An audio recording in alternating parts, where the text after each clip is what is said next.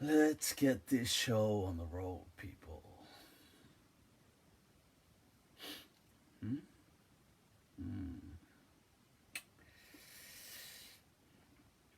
All right. There it is, straightforward. Allahu Akbar.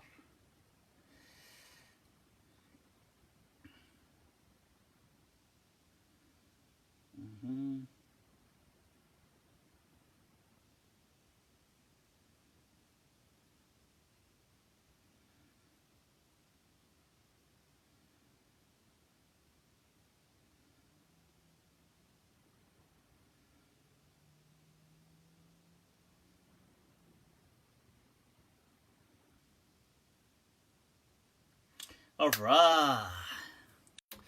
إن الحمد لله وكفاه والصلاة والسلام على رسوله المصطفى وعلى عباده الذين ارتضى ومن بهداهم اهتدى وبآثار أهل المدينة اقتفى وبعد فسلام الله على القوم أهلا وسهلا بكم ومرحبا Juan Ying Leitze, bienvenidos a todos, Pacher Ragle, Khushamadid, and Swagatam people, Swagatam.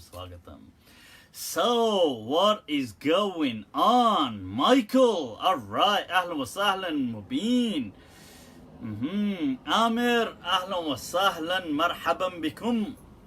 Anisa, Ubaid, do you have to shower? Is this a rather interesting personal question being asked to me, Ubaid, just as I begin the show? Do I have to? That too before Fajr time. If you have had intercourse.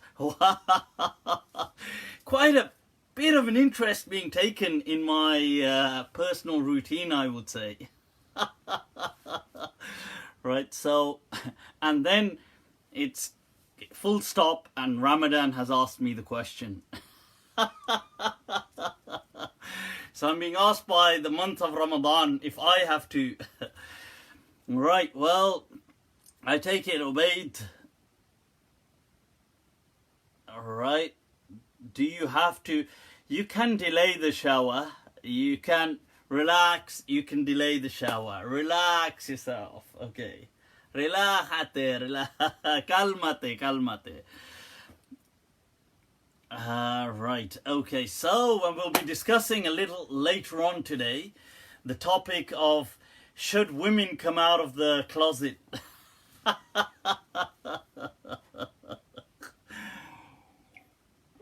With our good friend Danny Boy.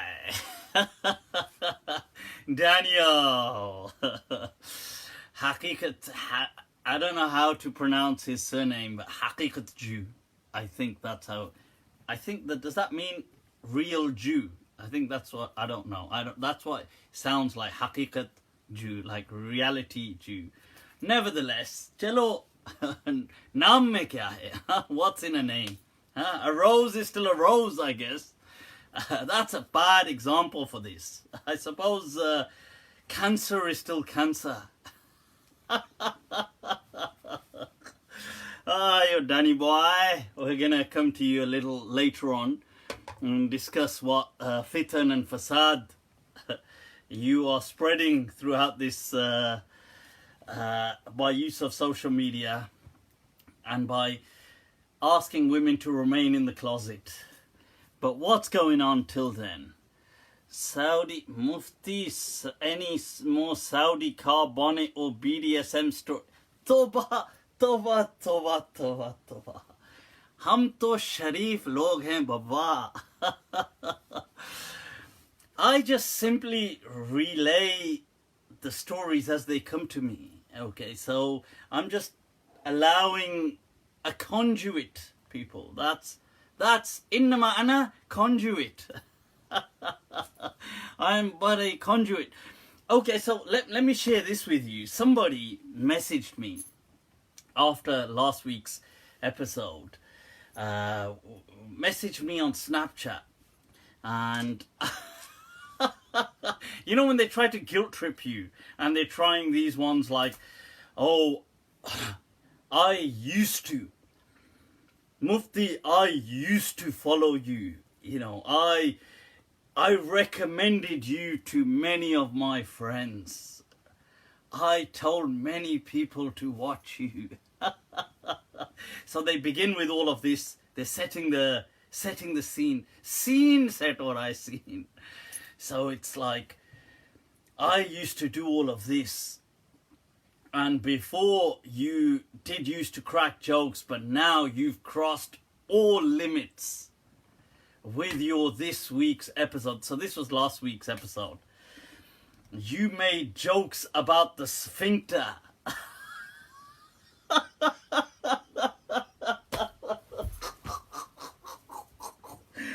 was like, I'm sorry, is this the sphincter personified addressing me? Like, well, I'm sorry, why?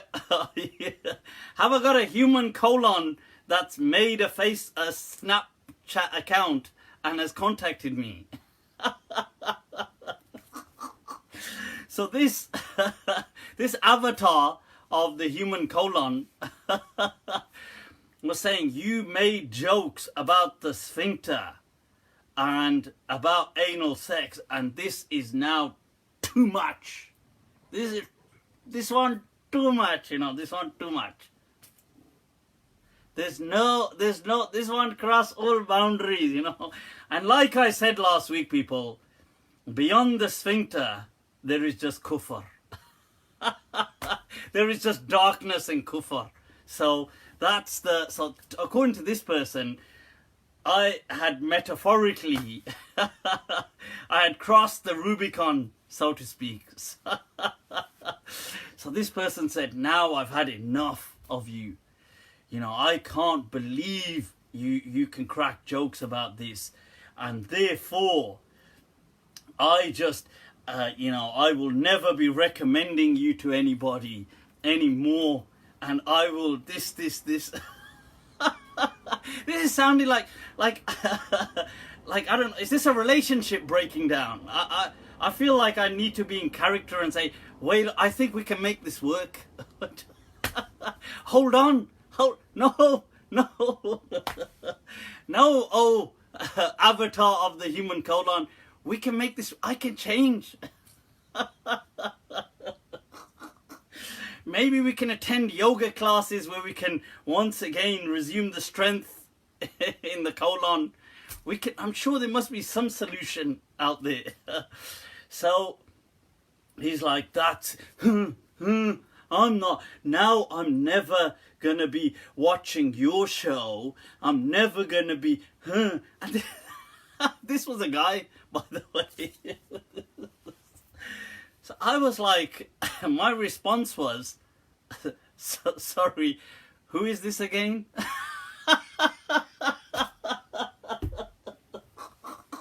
I had to respond by saying, sorry, who are you? And can you remind me who you are again? I have no idea who this is. So sometimes people give themselves too much value, you know, the value inflation. I'm like, mate, I've got no idea who you are. You need to mellow out the drama. Yeah, right, because this is all right. This is all going on in your head, this saga. Right, so, yeah, so anyway, so I had that. I thought I'd share that with you guys. It's always interesting to see people's reaction. I mean, don't get me wrong. Look, my humor is twisted. I'll say that from the beginning. My humor is twisted. Hands up, people. Hands up, hands up, hands up, hands up. My humor is twisted. No. You know, people don't need to watch me. They don't need to, you know. I mean, some people will be like, that I find that funny. Some people will be like, I find it tolerable. Some people might be like, I find it interesting. Some people might be like, I find it disgusting. Some people, like this guy, might be like, not another joke about the the colon. But I think if you don't like something, don't watch it. Simple solution, people. Simplicity. You like it, you know, me gusta, I watch. You know, if I don't like it, right, no me gusta, that's it, I don't watch it. It's as simple as, look, if you're, relax, man, freedom, you know, freedom. So what else is going on, people? Let's take some. Was he a Saudi national? No, the Saudi thing, the Saudi thing is just it's of epic it's of epic proportions. Yeah, salam. Saudi Arabia, huh? Saudi Arabia. So on the bright side, Saudi Arabia are making a little Las Vegas kind of island. So I think MBS is going to open that soon. So he's like, well, why don't we get all our Saudi millionaires, instead of spending their money over the weekend in Bahrain,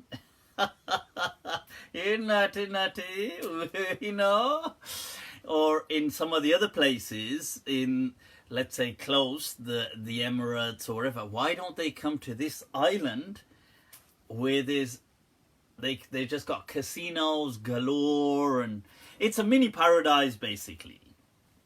So, yep, so that's news about Saudi Arabia. But what else is going on, people? I'm trying to get to, oh, yes, Sheikh al-Qom's picture has just come up. Let me just get to the post so I can answer some questions that have been, because some people have said to me, Mufti, you never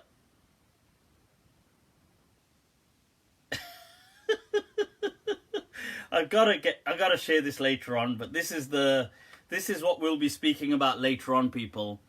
That is a wardrobe, a cupboard by Daniel Haqiqatjou, and that's where his wife, proudly he's presenting where his wife now prays her salah in a cupboard.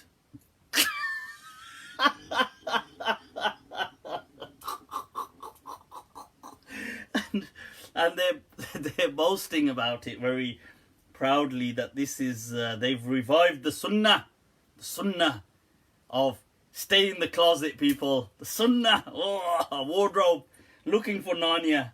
We're gonna come back to that a little later on. But people say that the questions they post, I haven't been answering them. So let's take some of them to begin with. What the hell? Let's get this show on the road, people, on the road. Right. Yay. Well, yeah, Muhsin Malik, what did I say? I don't know what that question even means. But opinion on Jami al-Karam. Huh? Look at that, a question. Opinion on Jami al-Karam. Is he proudly punishing her? These naughty games. Huh? Where are you? Where are you? ¿Dónde estás? Where? Oh, I spy with my little in the cupboard. But we're gonna. That's gotta wait right now. The cupboard. Narnia has to wait, people. Let Narnia wait. Narnia. Let's take some questions. Abdul Rahim Jumye has asked a question: can a woman change her surname to her husband's when she gets married without affecting her relationship with her father? So I've answered this on many occasions before. Look, you can change your surnames, you can change, this is more a cultural practice nowadays. So in some parts of the world, people do it. I gave the example of Pakistan, that in Pakistan, it is a common custom for a woman to adopt the husband's surname. Now, or sometimes they adopt the husband's first name. I mean, Pakistan and names are like, it's an absolute mishmash. It's a roller coaster. There is no there is no method to the madness. It's just chaos theory applied. So names in Pakistani communities, as an example, mean nothing. So you have a name and that's it. Your surname may not even be your surname. So you may have, for example, your dad's first name as a surname. You may have your dad's surname as your surname. You may do. That actually is very seldom happens because we don't have surnames per se. We have generic names like Khan, Ahmed, Hussein, Mahmoud. These names are not really, they don't belong to a family, they just belong to anybody's got them. So, you know, and so we have names like that. Or you might have your dad's first name as your surname. So that might happen. Or, so let's say your dad's name is Sajid Hussein. You might have the name as Muhammad Sajid, which would be weird because then Muhammad, nobody's going to call you Muhammad. They call you by your dad's first name. Or you might be Muhammad Hussein. So like this. And then Pakistanis within the same family name different kids different surnames. So it's just like the feel, like what do we feel? They just go with the flow. There isn't even a flow. It's just some kind of meandering going on. So they might call this one, like I said, they might call this child, let's say there's a name like I said, like let's say you've got a name like a common name, like Khan, with a surname Khan. So they might say, okay, this person's name is Abid Khan, let's say. Now, the next son, they might just call him a generic, a kind of like a double barrel name that sounds nice, like Zain al-Abidin. Like they might just say, so Zain is his first name and Abidin becomes his surname. And then they might name the third son something like Muhammad Iqbal. So now you might have Muhammad gets written as his first name and Iqbal becomes his surname. So you've got three kids, three boys, let's say, all with different surnames who are all brothers, and the dad's got an entirely different surname. And then the girls in the family, they'll give them a different generic surname, like, I don't know, like nowadays I suppose less so B, like they used to give B, Begum, Parveen is a common one, Kausar is a common one, so they might say like Salma Kausar.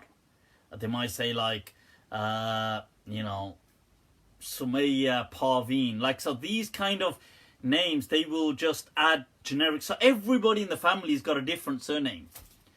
And the mother might have the surname as the first name of the father. To really make it into a mishmash. So there's no consistency. The only consistency is the lack of consistency. Right, so you can imagine in that culture, a woman taking the husband's surname means nothing, because it's not like her first surname meant anything anyway.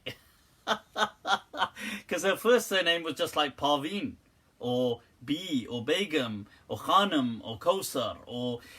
That said, some families do. There are some families that now do want to systematize and have a regular surname. So they might say, this is our family surname. So a person might choose his grandfather or his father and set that name as a surname. Then all the siblings will all use that as a surname. Then all their children will use that as a surname.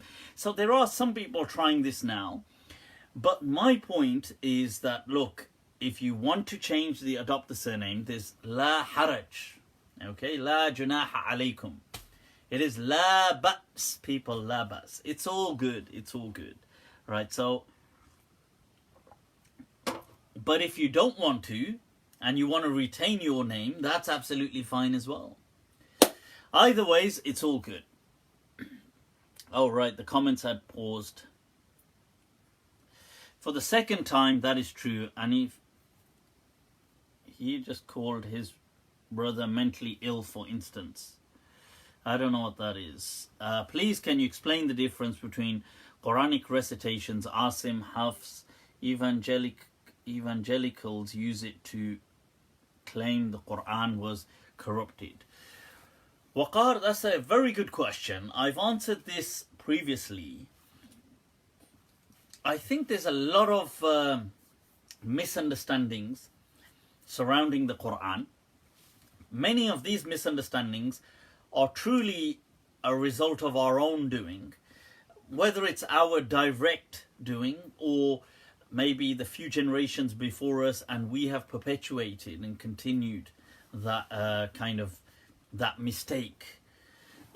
So what's happened is the Quran, the true nature of the Quran, is not how many people understand it today.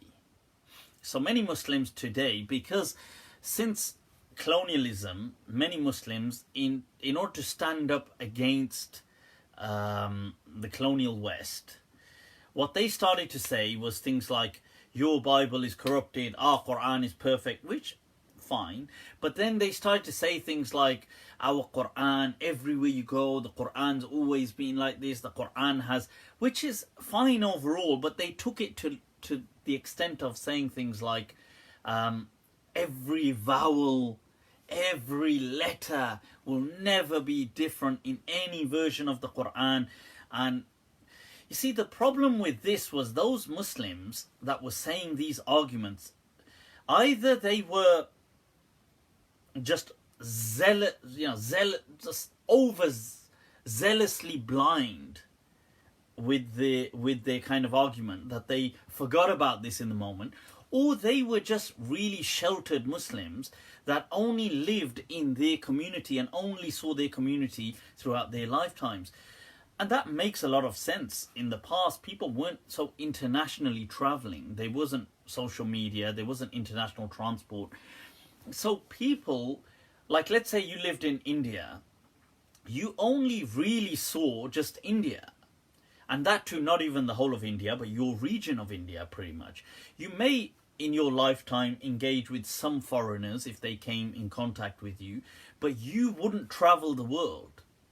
So you don't really know what's going on in Mali with the Muslims over there. You don't know what's going on with the Muslims in China. You don't know about the Muslims in Bosnia, for example, or the Muslims in East Africa. You've never really met or even seen what their culture is like. So to you, there's an understanding that all Muslims are like this. And you have to remember that Hajj was becoming a revived practice, a revived sunnah in the time of colonial kind of times. Prior to that, Hajj had been abandoned for a few centuries almost. So, I mean, not entirely abandoned, but pretty much abandoned due to danger and other things.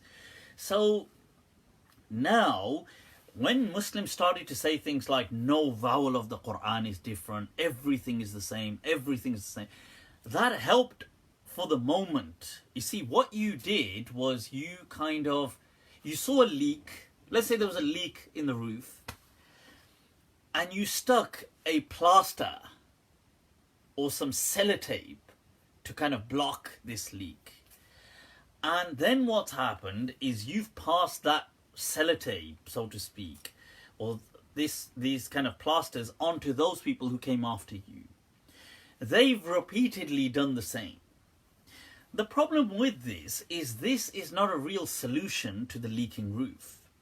What you ought to do is undo this kind of temporary, a very, very momentary kind of response, and you ought to kind of build and fix, in this case, fix the roof where it's leaking. You ought to fix the problem, provide a detailed solution. Now, Muslims for a few generations reinforced this idea. The problem with this was that although it's helped Muslims of that generation in saying, yes, we've got it, it is us, unaltered, nothing altered. When it reached our time, and we've got books upon books with people having written this, now with social media and readily available Islam, diverse Islam, all these other readings have manifested of the Quran, and they are practiced in certain parts of the world. So now some Muslims have found themselves dumbfounded, like what do we do? And the truth was that that was never true, what those people said. Okay, the truth is the Quran was revealed with a certain amount of fluidity when it was revealed. Now, that sounds quite strange to us now because we've become so settled with this understanding of utter micro permanence and immutability. So because of that, we find this strange. But when the Quran was revealed, there was a level of kind of fluidity as it was being revealed during the lifetime of the Prophet. And then it settled in the ways that it settled. And the only best examples I can give of this is like where people were saying, and this is a really poor analogy, it's not a good analogy, but it's the best I can think of to try to make some sense to you. It's like saying English. If English, the way Americans would have certain usages that we wouldn't in the UK, and how maybe Australians would have certain usage that we wouldn't over here, and how if we said something, they would replace it with their words, or they would use similar words. This is the kind of understanding. So then what's happened is after the Prophet's time, this fluidity was there, but with Uthman radiallahu anh, he narrowed it down. I mean, it was the first narrowing attempt was with Abu Bakr radiallahu anh, who turned the Quran into a book form, which we call a mushaf. Then with Uthman, who narrowed it with a single script. Okay, now these languages, Arabic is called an abjad language. I mean, abjad is actually, ironically, this is taken from Arabic, this is a term used in philology and study of languages. For those languages which don't have diacritical kind of markings, so that you can't see the vowels on them. And you have other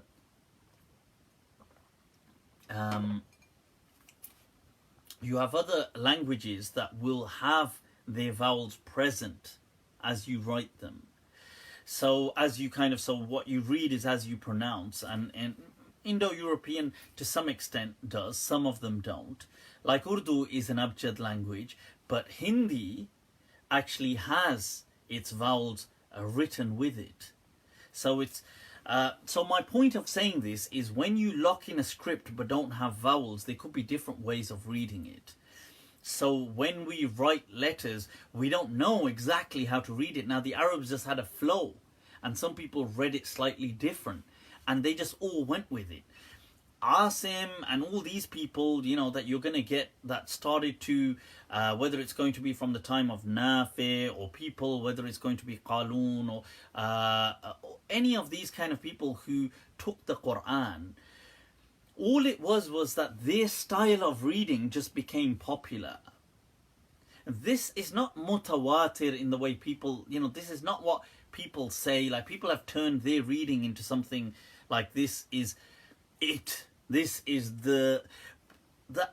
all it was that just became the popular way of reading the Quran. And Hafs through Asim became a popular way which people kind of made a very formal version. And we have that today popularly. I mean, other people have Warsh from Nafi, and there's other recitations as well. But my point is, they are all just ways of being able to read the Quran. Does it change subtle meanings? It does change subtle meanings. Does it change? It does change certain letters at times. It changes subtle pronunciations at times. It doesn't have any drastic, overly like such a macro shift in meaning, but that was the dynamic and fluid nature of the Quran, which if we accepted that from the beginning, we would never have had a problem. But it was only because of our colonial past that those scholars who did it with good intention, but they set out a path which was actually inaccurate, and we all walked down it. So that's why. So I hope that helps. Okay, so the Quran does have some fluidity to it. How strong is the argument of oral tradition as proof? What does that mean as... I'm not sure what that exactly means. What about the things called ijaza? Ijaza is simply transmitting, like you give somebody permission. It's like a license. I give you the license to teach this. In the Quran, we do have ijaza. I mean, I have ijaza in the Quran. Like, I read the whole Quran to somebody who'd read it to his teacher, right back to the Prophet. Now, that said, that doesn't mean the Quran has to be transmitted through ijaza. It doesn't. This is just a kind of scholastic heritage that we just have. It's like a part of the legacy, the tradition. We do it more for tradition purposes and to show that we, we've gone to these lengths to do this. It's not something which is necessary. How can I stop to mess up my head by wondering what is haram and halal all the time and going online? That's a very interesting question.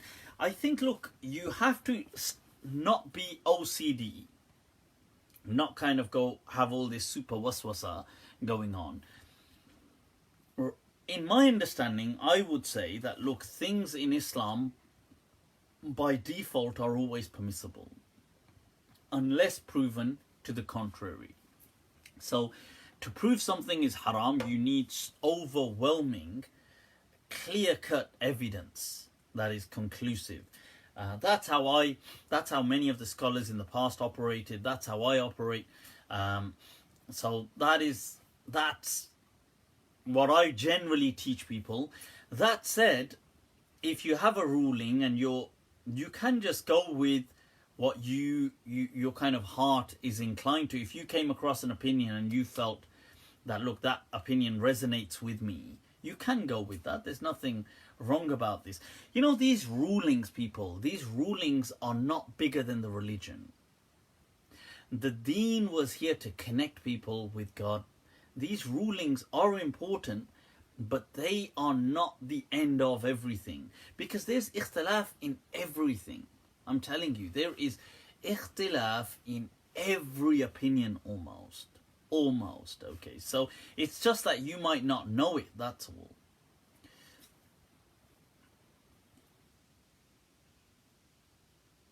Somebody's asked for an explanation of Moses speaking to God through the burning bush. I've explained this previously. I have also explained in previous sessions how Jabal al-Tur was a volcano in northwest Africa, and the burning bush was a result of fumes, volcanic fumes that kind of there are these fume emissions that perpetually remain on fire. I mean, at least for several, whether it can be several days or things like this. Now, that's what the burning bush was, most likely. Now, as to things like how did Musa alayhi salam speak to God, we don't know. But he obviously heard something, and he heard this. Was this an actual thing out there heard through the aural faculties, or was this inside his head that he was hearing it? However it was, we just truly do not know.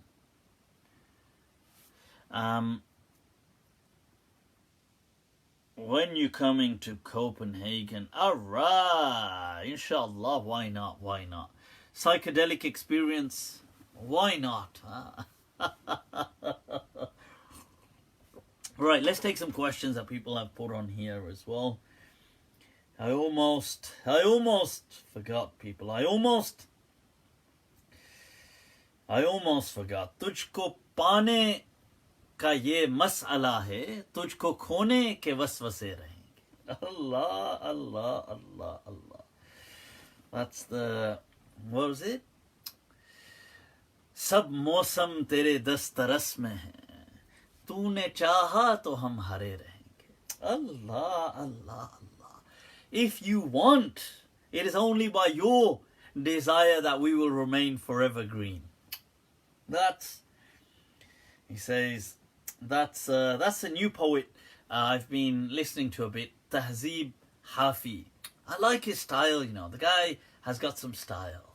Alright, I gotta say, people, I gotta say. Somebody said, what happened to last week's Monday Night Live? I can't see it on YouTube. It should be on YouTube. I'll check it out. I will check it out, people. Could you please tell me what is the meaning of mighfar? It is in the context. Its context is changed in Asian countries and people are spreading nonsense based on it. Mighfar. I'm not sure. I mean, my understanding, I don't know the context in which Imran Amjad is asking this question, but mighfar in Arabic generally was like a helmet kind of thing that was worn on the head, and people usually, I suppose the Arabs kind of tied like a turban around it, if you like, sometimes, and that's my understanding, the mighfar. When standing at graves, Uthman radiallahu anh would weep until his beard was wet when he asked. I've answered this previously, has Jamrock. Alright. Wait a minute, I've answered these before. If shaitan is as best simply an insinuation, I've answered this in just 2 weeks ago in detail. A hadith indicates that some women will have heads that look like the humps of camel.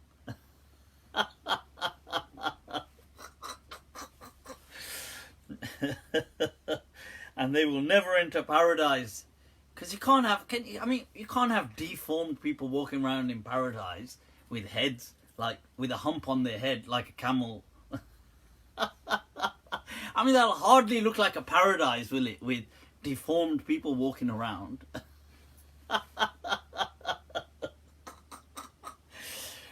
Because of this, please clarify the meaning of this hadith.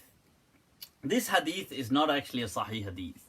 That this hadith is to do with the end of times and to do with women having a certain style of, which is silly really, because it makes no difference. Let's think about it rationally.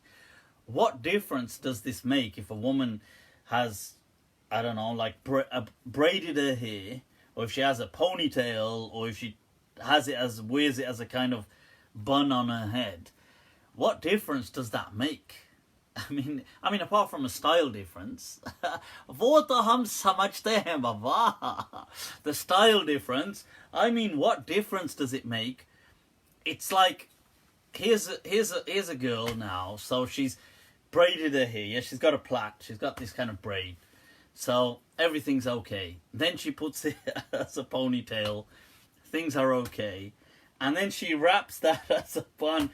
And the wrath of God strikes down upon her with great vengeance. Ah, eternal damnation. You're going to hell. I mean, what the hell is that about? I mean, what kind of a ridiculous, absurd statement would that be? So it's not, come on, God's not going to go all berserks because a woman has tied her hair on top of her head. So that makes no sense whatsoever. And I explained previously, there's a very famous hadith that women towards the end of time, and I believe this is also part of that hadith in some narration. Maybe this is an isolated narration as well, but as part of that narration, there is a hadith that there will be women towards the end of time, that they will be dressed as though they're not dressed, al-ariyat, al-kasiyat, al-ma'ilat, al-mumilat, and they'll sway and they'll have these, and they'll have clothes, but it's as though they are naked. I mean, they're not naked, but it's as though. This is the hadith, and that and it mentions these kind of things, that their hair will be like this, and that they will hold on to certain kind of, whips or something. And I know people are getting all kinds of images now. We're kind of like, all the men in the room are like, Yeah. Of course, Imam Sahib. So and it mentions these things, that they will not smell the fragrance of Jannah, and they will be from the hellfire, and blah blah blah blah blah. And this is a narration from Abu Hurairah radiallahu an, saying the Prophet said this. Aha!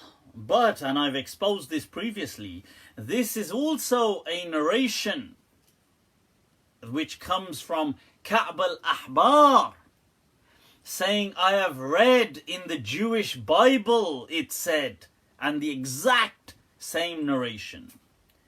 And Ka'b al-Ahbar was one of the teachers who influenced with his teachings Abu Hurairah radiallahu an. So you can easily see that, look, sometimes it could be that maybe either people listening to Abu Hurairah mix things up later on. So people sitting in... So imagine Abu Hurairah sat here today and he transmitted 10 hadith in a row. Let's say. He did 10 hadith and then he just transmitted two statements to admonish people. Like kind of preacher statements, which he heard from Ka'b al-Ahbar, let's say. Now, he said, oh, and the Prophet said this, and the Prophet said this, and the Prophet said... And, by the way, a time will come when women will be dressed like this, and they will be doing this, and they won't smell the fragrance of Jannah. Now, it could be that he never said at that point that the Prophet said this, but the people listening couldn't make a distinction, because they've just heard 10 narrations of the Prophet saying this, and then they've heard him saying this. So they've just assumed this is also said by the Prophet. It could be that the mistake is from him as well, that he made a mistake and he mixed up certain narrations. Or it could be other people. I mean, but the point is the Prophet did not say these things. These things are all Israeliyat, all Jewish or Judeo-Christian sources. That's where they come from. So there's nothing, this style of women wearing a kind of like a camel hump just sounds a bit dodgy, doesn't it? Nevertheless, it's not haram. Look, in all honesty, a guy isn't going to go totally mad because the woman has her hijab as the shape of a camel hump. Like, a guy's not going to be like, everything's normal. Oh my God, beast mode, Neanderthal, I cannot control myself. I have seen the camel hump, the camel hump. So we can relax. It's nothing, these kind of things are clearly made up, as you can see. Okay, so, right. Does reciting Ayatul Kursi and then blowing on the house doors save the house from being burgled? Is this a practice from the Sunnah?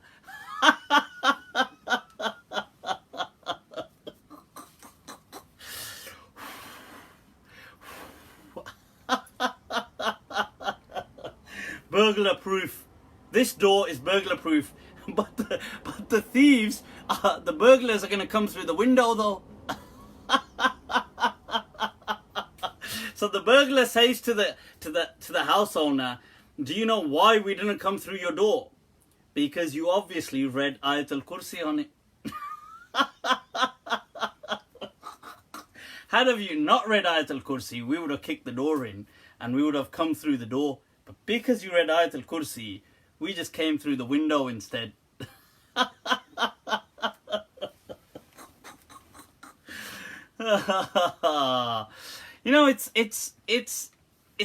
This kind of innocence is kind of sweet, this kind of cute. This one cute,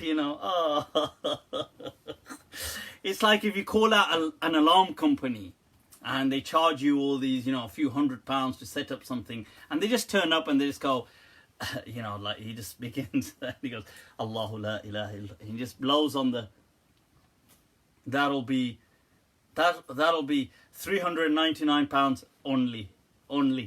Don't worry. This one covered now. This one now protected. You're like, does that protection have like a subscription? Does it have to be renewed, or is this like unlimited protection, or is this like just? And the worst part is they say it's only 24 hours. So you have to do it every day. So the power of God has an expiry date. The word of God is strong. It can prevent burglars, but only up to 24 hours. And then this one too much. Now you over 24 hours. You naughty. You must repeat the prescription. So you're like, but why does it expire? No, only 24 hours. This one. Right, so the burglar is outside like this. Burglar's like, all right, lads, we just got 5 minutes to go. Quickly, let's finish that last cigarette. So, all right, lads, Ayatul Kursi has now expired. Let's go in. And they're like, well, sorry, mate, your Ayatul Kursi expired. How have you repeated it? Then clearly we wouldn't have been able to end. But so these things aren't really, you see, and the problem with this is, I'll tell you the problem with this stuff. There's no harm in just reading Ayatul Kursi or reading any verses of the Quran and kind of, for yourself, to kind of assure yourself, or to kind of have it as a blessing. This is really folklore religion. Like, it's what I suppose common people will do, but it's not really in the essence of the religion, but people will do it anyway. There's no big deal. Like, if somebody said, look, I recite these things, fine. If they help you, and these things on a mental level can help. But the problem with this is that it can lead to a culture of superstition, right? Where there is Sayyid Mia, right? Absolutely, there is no Osman, ahlan wa sahlan, ahlan wa sahlan. You see, it can lead to a culture of superstition. Now, somebody could feel that, oh my God, today I forgot to kind of blow on the house. I don't know how you blow on an entire house, by the way. I mean, unless it's a miniature version. Right, so this one can also be misconstrued, Hey, blow on me. This one could be misconstrued at the Pir Sahib, I said blow me and not, I said blow on me. There was an on. This one misconstrued, Pir Sahib. This one, you take this into extortion, this one not nice, So this, but I don't know how you could blow on the whole house, but let's say you go around blowing,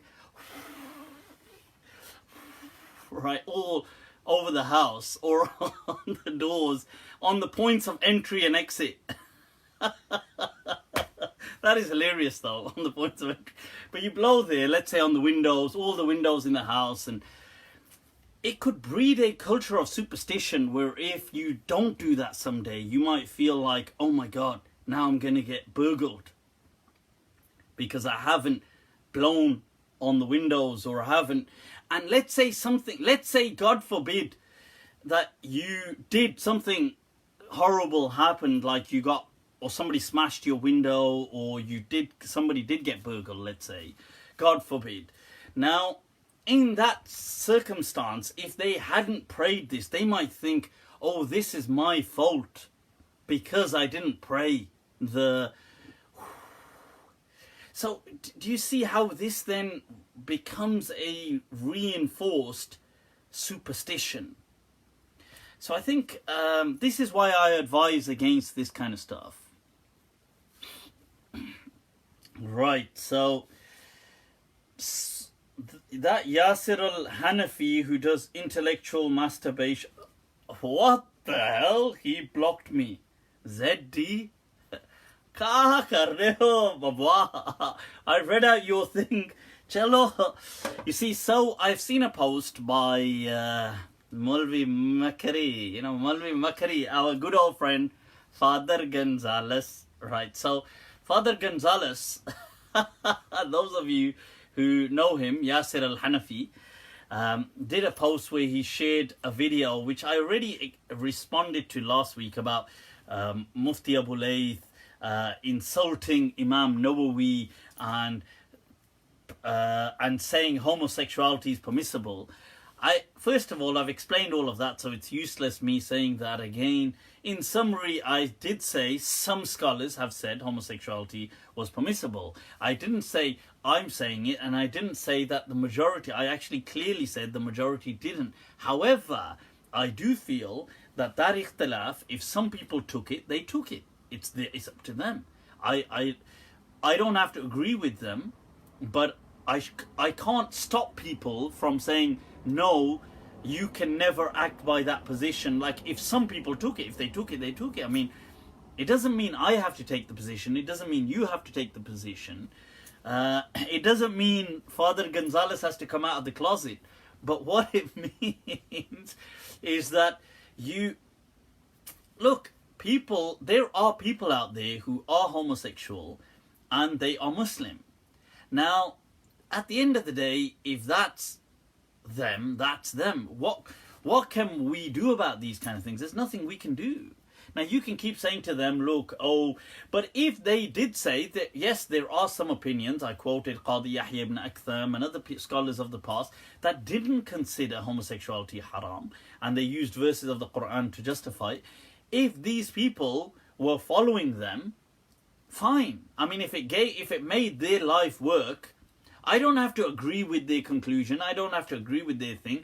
But what difference does it make to me? That was my point. And in all honesty, these guys, I'm just saying, these people like Mulvi Makari and these people, I wouldn't be surprised. All these people who are incredibly homophobic, I wouldn't be surprised if deep down they have homosexual kind of inclinations. Because this is scientifically proven, right?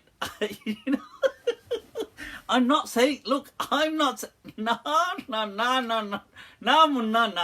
not saying this. This is science. Science is saying this.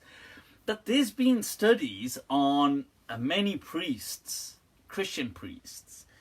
And by the way, Mulvi Makari, Father Gonzalez and other people like him who are incredibly homophobic, who have this strong intense that they have to keep reminding the world that they hate homosexuals.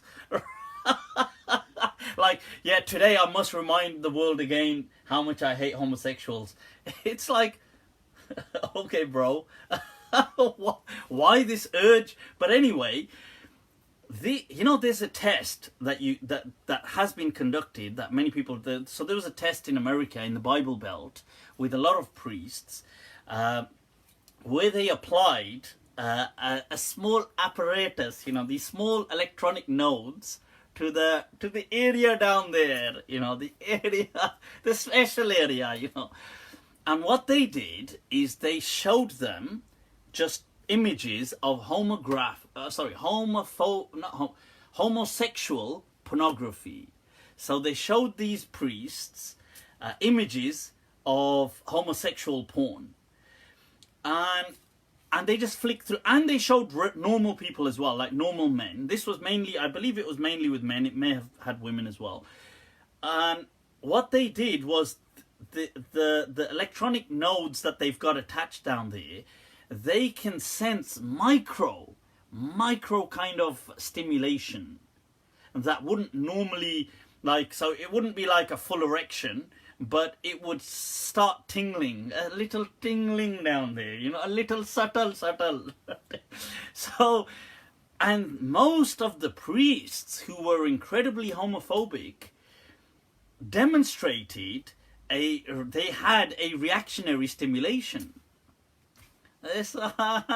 So basically their downstairs was saying when they were looking at the image, "You're teasing me, you naughty. These people, I would guarantee, I would bet that most of these mulvis that are incredibly expressively passionately homophobic, most of them, right, would trigger stimulation on, if they were brave enough to take this test, maybe we can facilitate. Maybe we can get in touch to get this research conducted, and we will undertake the costs if Maulvi Makari or these people are prepared to take this test. And I guarantee you, we would find very interesting results, you know. Es muy interesante. Because I'm pretty sure, you know, that's what's bothering these people. That they see, you know, it's like Carl Jung would say, that those people who hate something passionately, it's usually something that reminds them of a part of themselves that they're hating. This, so that's my, so if Maulvi Makri does watch this, Father Gonzalez, forgive us, our Father, for we have sinned. But my second request is, if you are interested, maybe I can reach out to some of those scientists, and we can maybe arrange for the funds to be covered if you participate, you know. All in the name of research, people. Research. This is no pleasure. I'm not saying he's going to be looking at those homosexual images with pleasure. It's only research. Research, people. Anyway, right. So, are a man for the prayers accepted if you prays at home?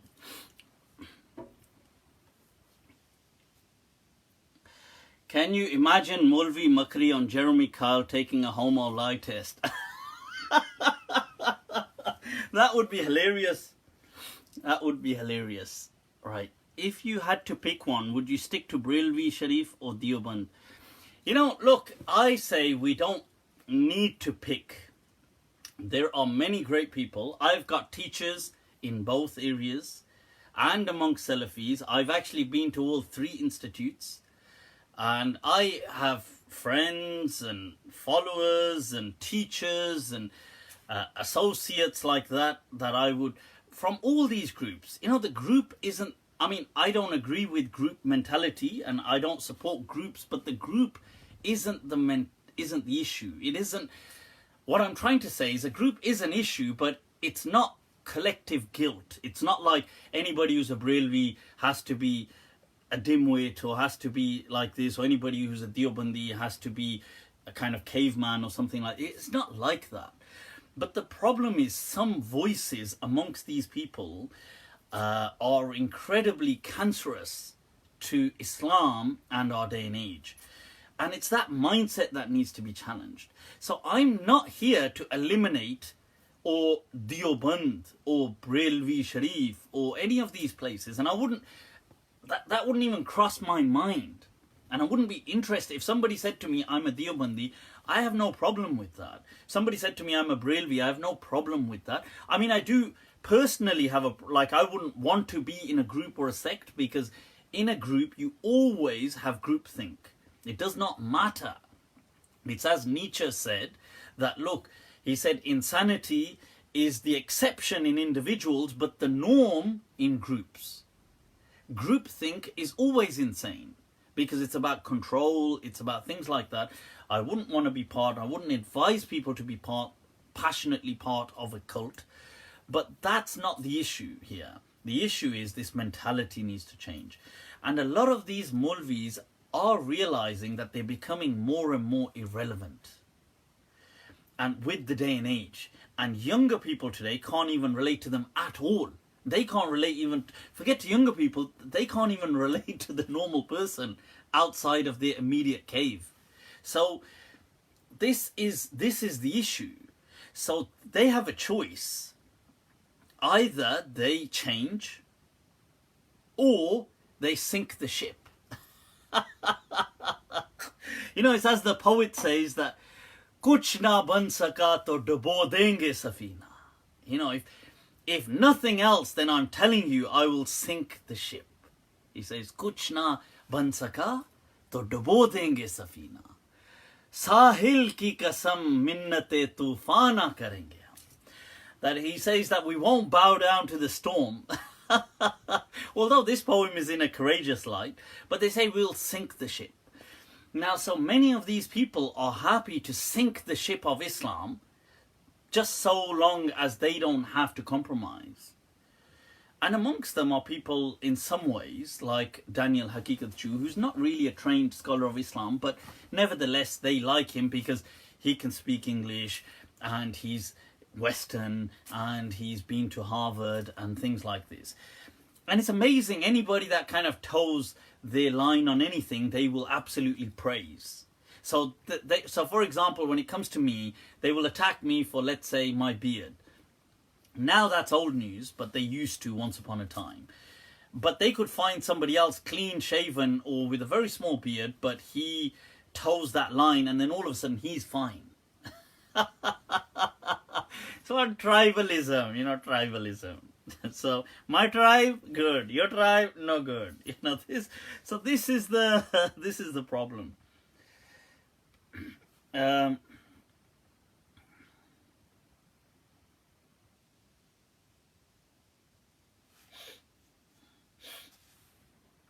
You see, there is this hadith, right? Somebody's asked me about this hadith of Ahnaf ibn Qais that he says, I went to help somebody and presumably it was to fight for Sayyidina Ali, and he said to him that, look, the Prophet said, go back, for the Prophet said if two Muslims meet with their swords, then both the fighter and the one who is being fought are both in the hellfire. Now, I would think these kind of meanings are valid in Islam. What that means is this is a kind of warning to it's to deter, a deterrent, to kind of stop people from having fights and doing things. So these kind of teachings that, look, you're both in the wrong, like just stop it, like if you're fighting, don't fight. That is the main message behind this. So I am in support of that. I do support that kind of understanding. Right, somebody had mentioned on the issue of Marcus Aurelius, not the ancient Marcus Aurelius, but from Facebook has mentioned that I agree with your take on the 15th of Sha'ban, but here's a video clip of using weak hadith by Mufti Abdul Rahman Mangera. Now look, using weak hadith, I don't agree with it, right? Generally speaking, unless I did say in my video clip, look, if people want to celebrate the 15th of Sha'ban, they can do. Right, they can do. There's no big deal with that. But I just feel you shouldn't guilt trip people who don't do it, because really not doing it is the position of the Sunnah. It is what the Prophet. Sorry, I was just laughing at. I heard something, but it is what the Prophet sallallahu alaihi wasallam and the companions. It would have been their position that they didn't celebrate these things. These are just weak hadith. Now, if you want to use it for your personal use, this is a bit like cannabis. Weak hadith are like cannabis. That's what I would say. I mean, they're not haram. Personal use, religiously, I don't think would be that much of an issue.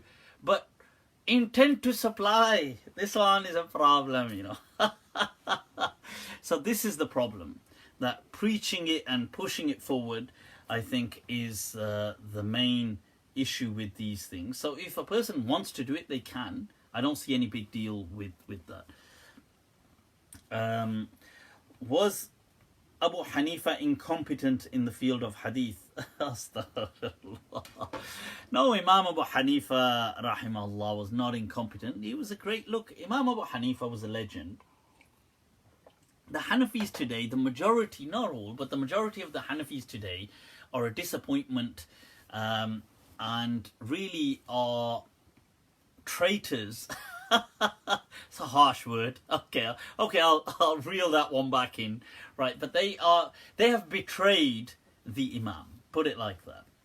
Maybe unknowingly, maybe a lot of them unknowingly, but they've kind of betrayed his legacy of free thinking, of critical thought, of ease, of a deen of ease, of all these things. They really kind of gone against him.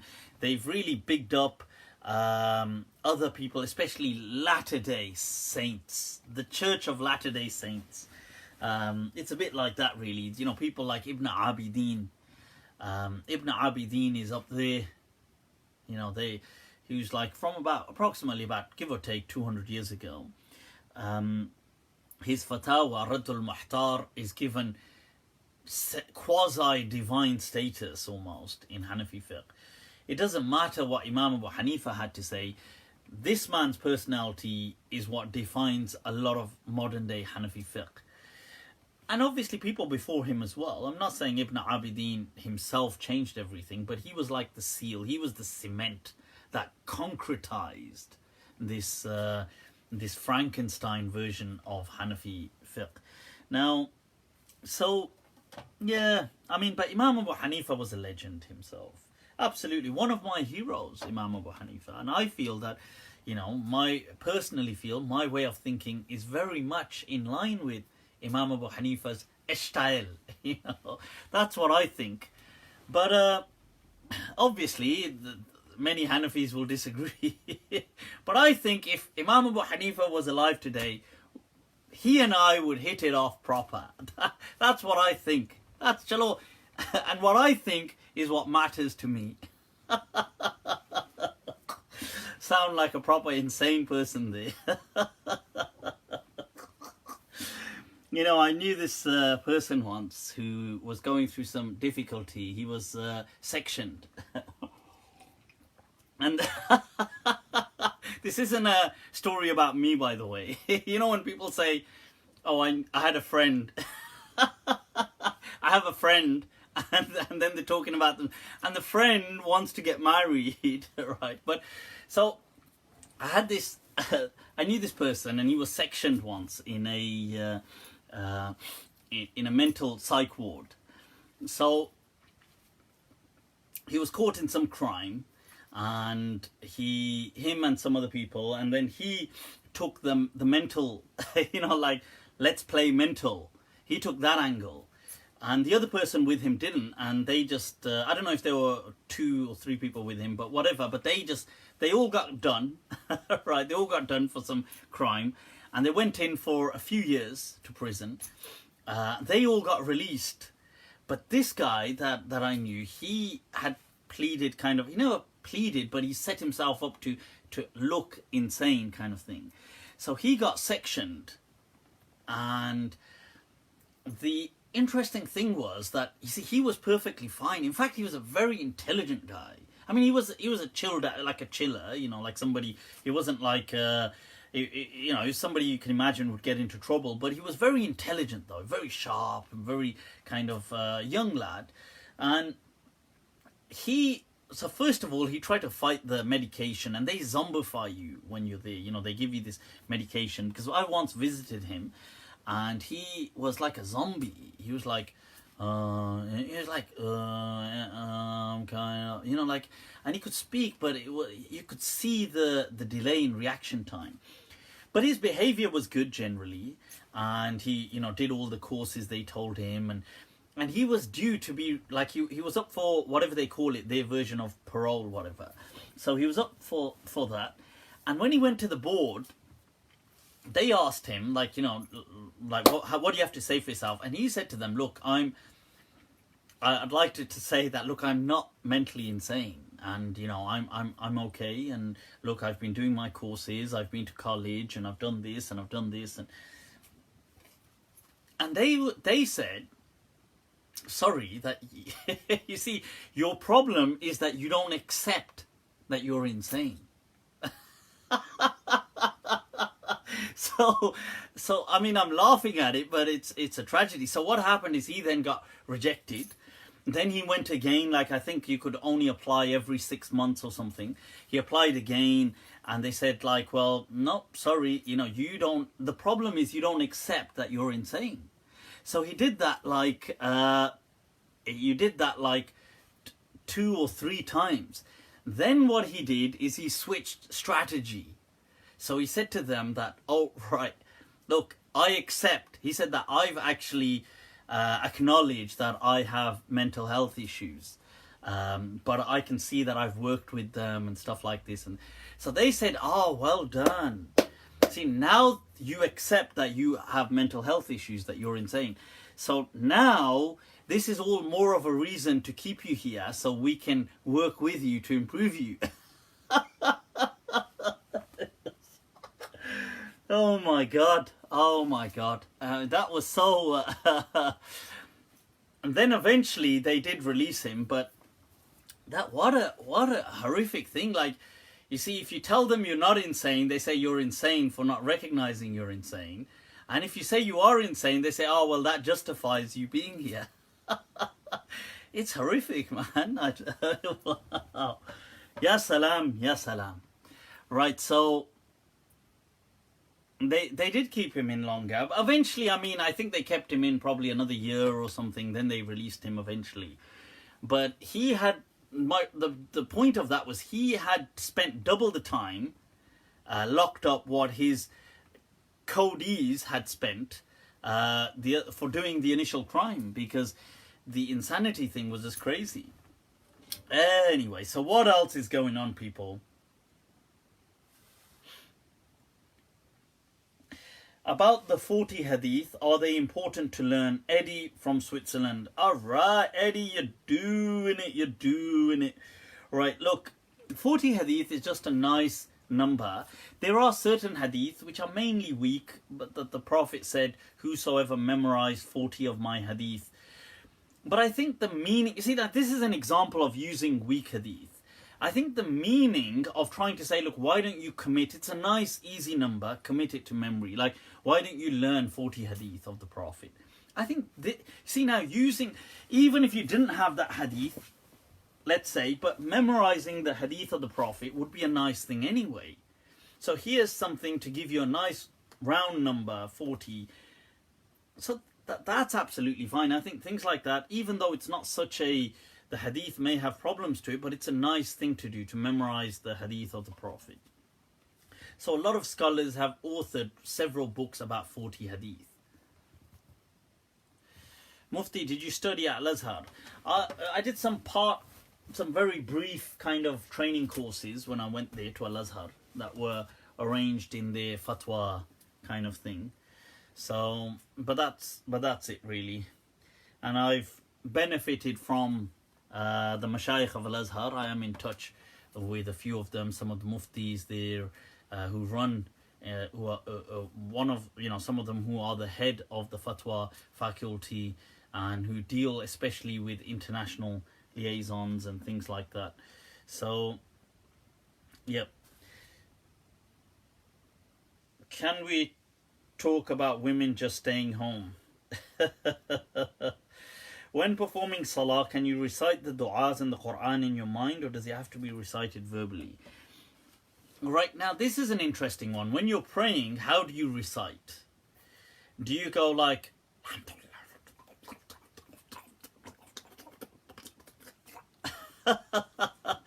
or do you just go,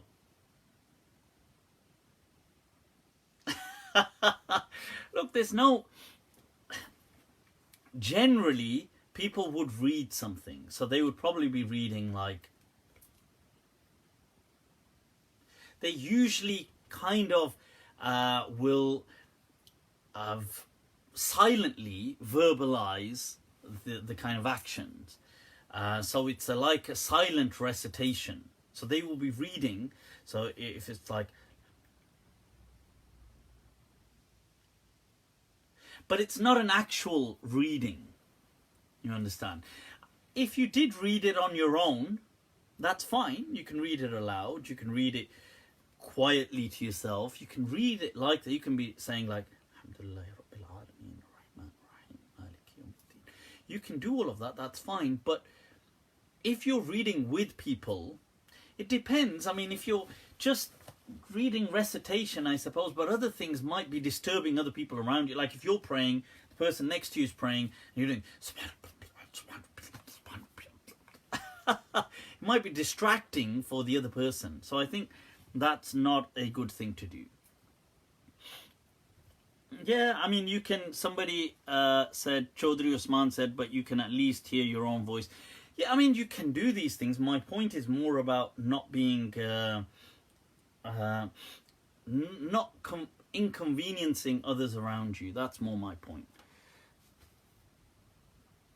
John Snow asks, does the Qarawiyyin have an Alim course and Mufti Maliki course? The Qarawiyyin was an amazing institute. I think there are some efforts to try to revive some of the faculties and things there. Otherwise, in the last few decades, Qarawiyyin seems to have suffered and almost died a tragic ilmi death. But there are still scholars there. But the question is, like, there are very forward-thinking scholars in Tunis as well. I mean, in Tunisia, the Diwan al-Ifta, the Fatwa Council with Sheikh Boutayekh.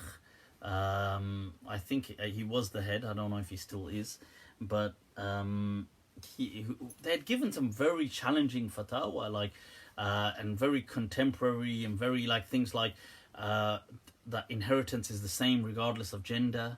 That was a recent fatwa. Was it last year or the year before given by them? They've given quite a few fatwa that are very radical and of the age, and they gave the fatwa about women can marry of their choice, that even the restriction from the state shouldn't be a statutory restriction. So they gave the fatwa saying that the state shouldn't impose even religion on, like if a woman wanted to marry a Christian, let's say, that's her personal choice. Whether we agree with it or not from a religious point of view, there's debate. But my point is, what their point was, that the state shouldn't enforce that upon the women when it doesn't enforce it on the men. So that was their point. So they do give some very interesting fatwa.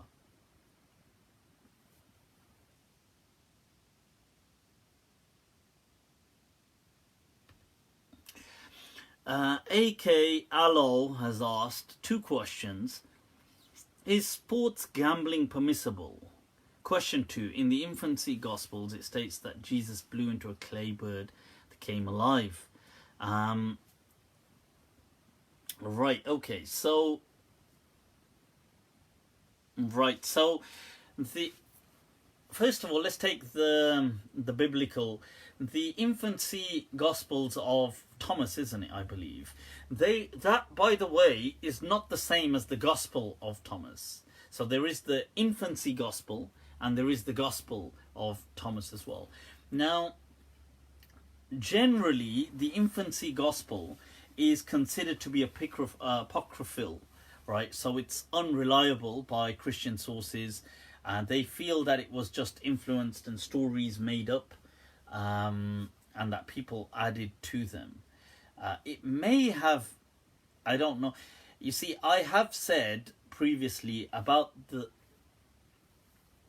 Jesus blowing into the birds of clay and bringing them to life. What was this? So I have mentioned that, look, we don't fully understand that there's certain explanations. One explanation is that this is simply a metaphor.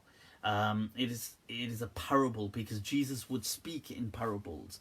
So when we say things like he made the blind see, or he brought the dead back to life, or he brought birds that were clay and made them into living birds that could fly away, that this was all a parable because Jesus spoke in parables. He was one of the few prophets who ever spoke in parables.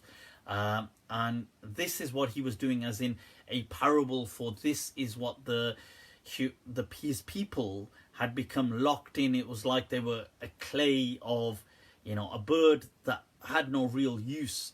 But his teaching of the good news hence the gospel, which just means the good news, was not only to animate it and bring it to life, but it would liberate it and it could fly away.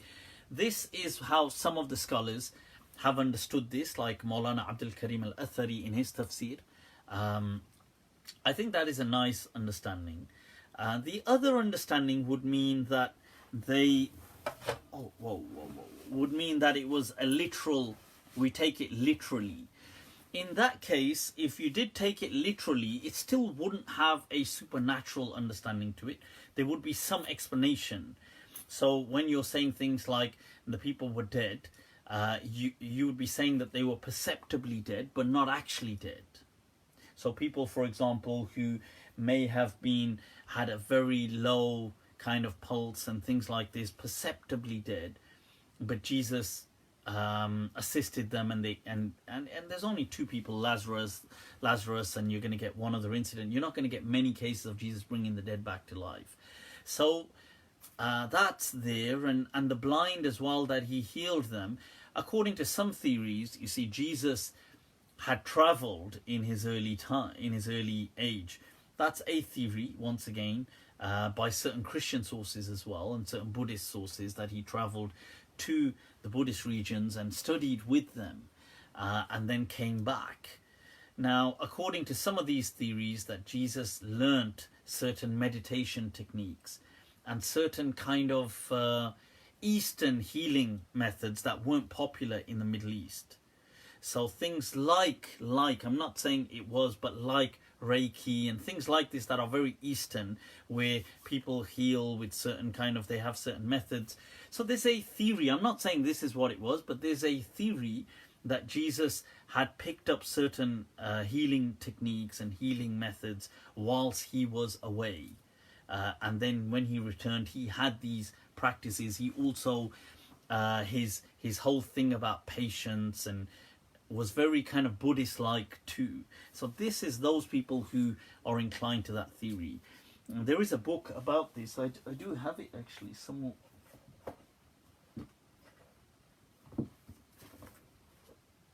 No, it's not here somewhere. I thought it might just be around here. If I did have it, I mean, I've got it definitely, but I might have put it away over there.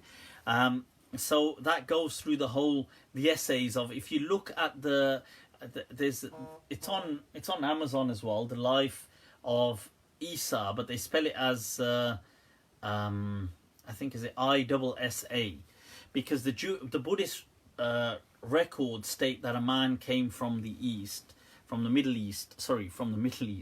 west to them, who had the name Isa, and he was a young lad, and he spent many years with them, with the Buddhist monks.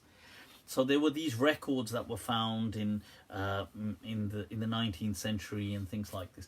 Nevertheless, these are some suggestions. The point is, whatever it wasn't something supernatural. Is tarot card reading forbidden? You see, tarot card reading, the problem isn't the cards. The problem isn't just, giving out the cards and reading them. The problem is the belief and the superstition. If somebody isn't going to be impacted, and they're doing it for a laugh, and they're very sure of themselves, that's fine. I mean, it wouldn't be haram in that sense, but the problem is many people get very influenced by this, and then it's a self-fulfilling prophecy. Like, it's really interesting, actually. I don't know if I've mentioned this previously. Imagine you wrote a book, or imagine somebody wrote a book about you.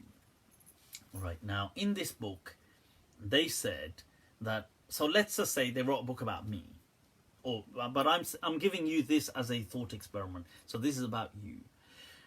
And somebody said that, in this book they write that, the future you contacted this person, traveled in time, and told him that, look, you are to become in the future, let's say it's me, I'm to become a mufti, and I will end up giving lessons and doing live Q&As and doing these kind of things and teaching people, and I will be known for strange opinions. Or it might say in your book that, you know, you become a teacher or an accountant or a doctor, or you run a company, or you work in a shop, or there's something about you. Or you decide to get married late, or you decide to get married early. Now imagine it mentions these things. Now you read this book. Now by reading it, you end up thinking, like, I know inspired is a strong word, but that kind of triggers your actions to do it. Like imagine I read and I think, well, oh, that's interesting, a mufti. And now I do go and become a mufti. Or you do read that and you think, get married early. And then you actually do get married early. Or late. What I'm trying to say is which triggered which. And by that understanding, could you lend some legitimacy to this person saying that, oh, in the future the person came and told him that you would be doing this? Or imagine he never said the future something, he just said, I prophesize this. But you reading the prophecy, it thereby triggers your subconscious to do it. Now, this isn't just, by the way, what I'm saying is not just a load of hot air.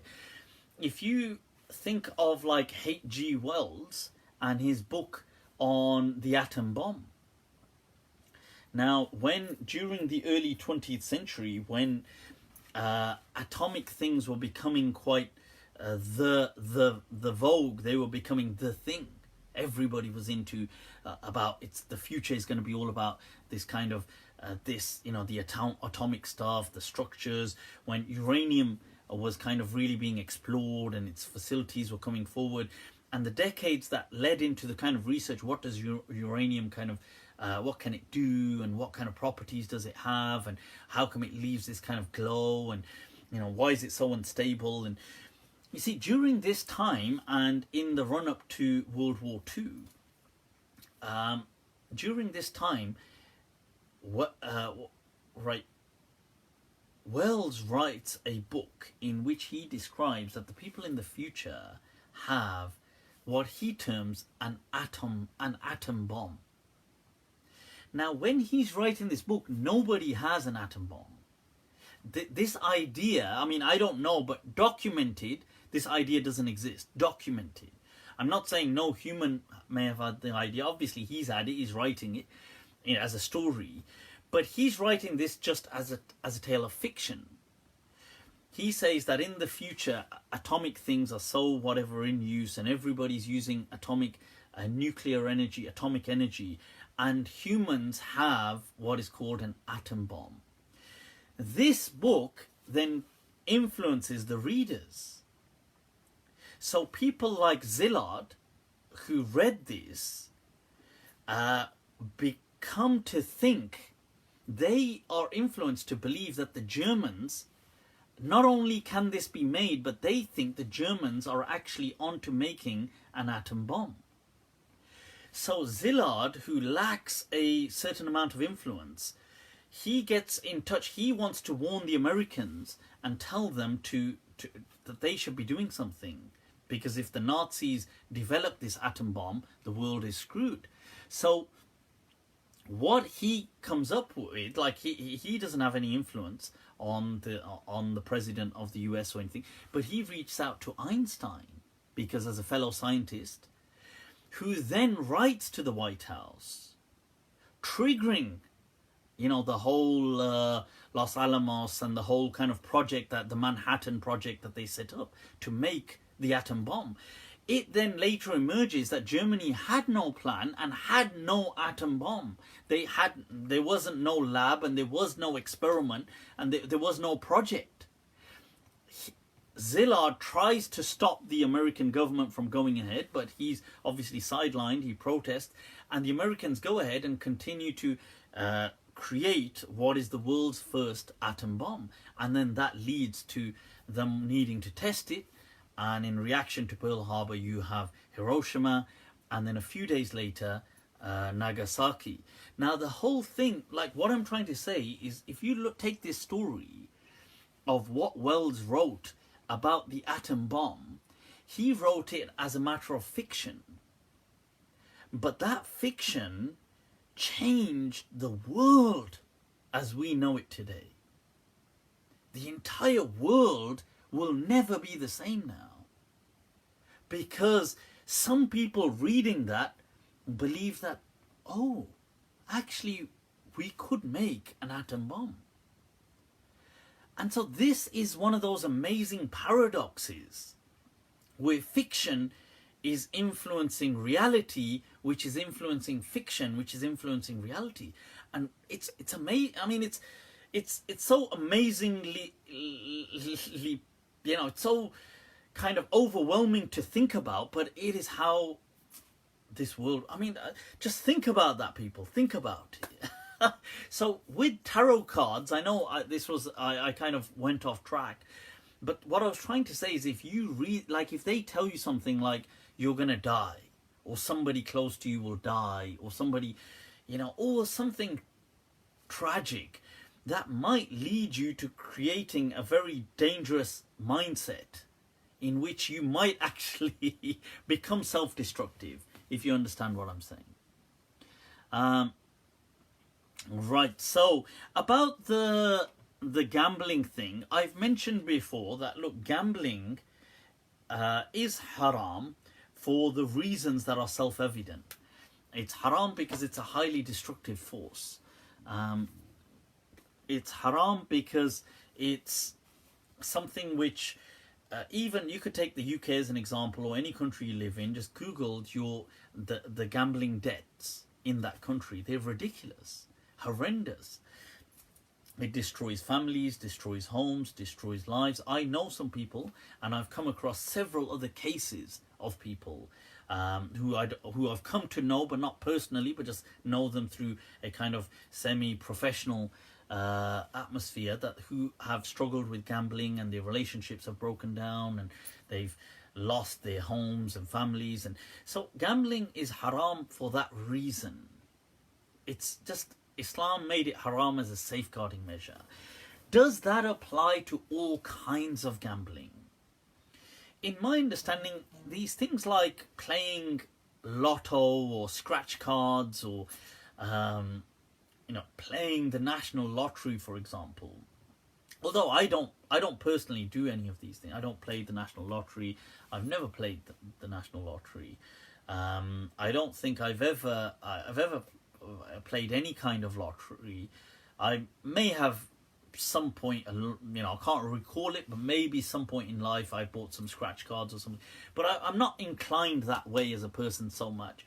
But my point is, the reason I mentioned that is just in case people say, he's saying this to justify his own whims and desires, right? I'm not.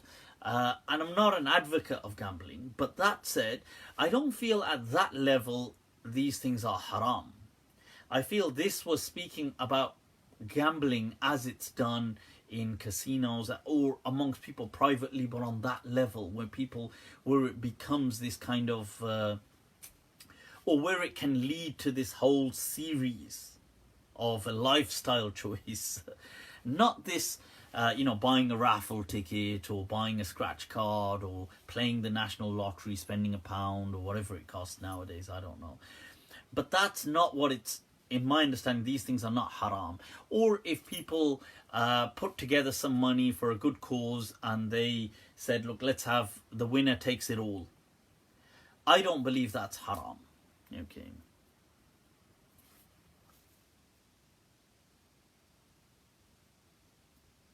The president of Sudan claimed the Maliki Madhab allows the ruler to kill 30% of a population to maintain leadership. Can you comment on this, Luqman Fiaz?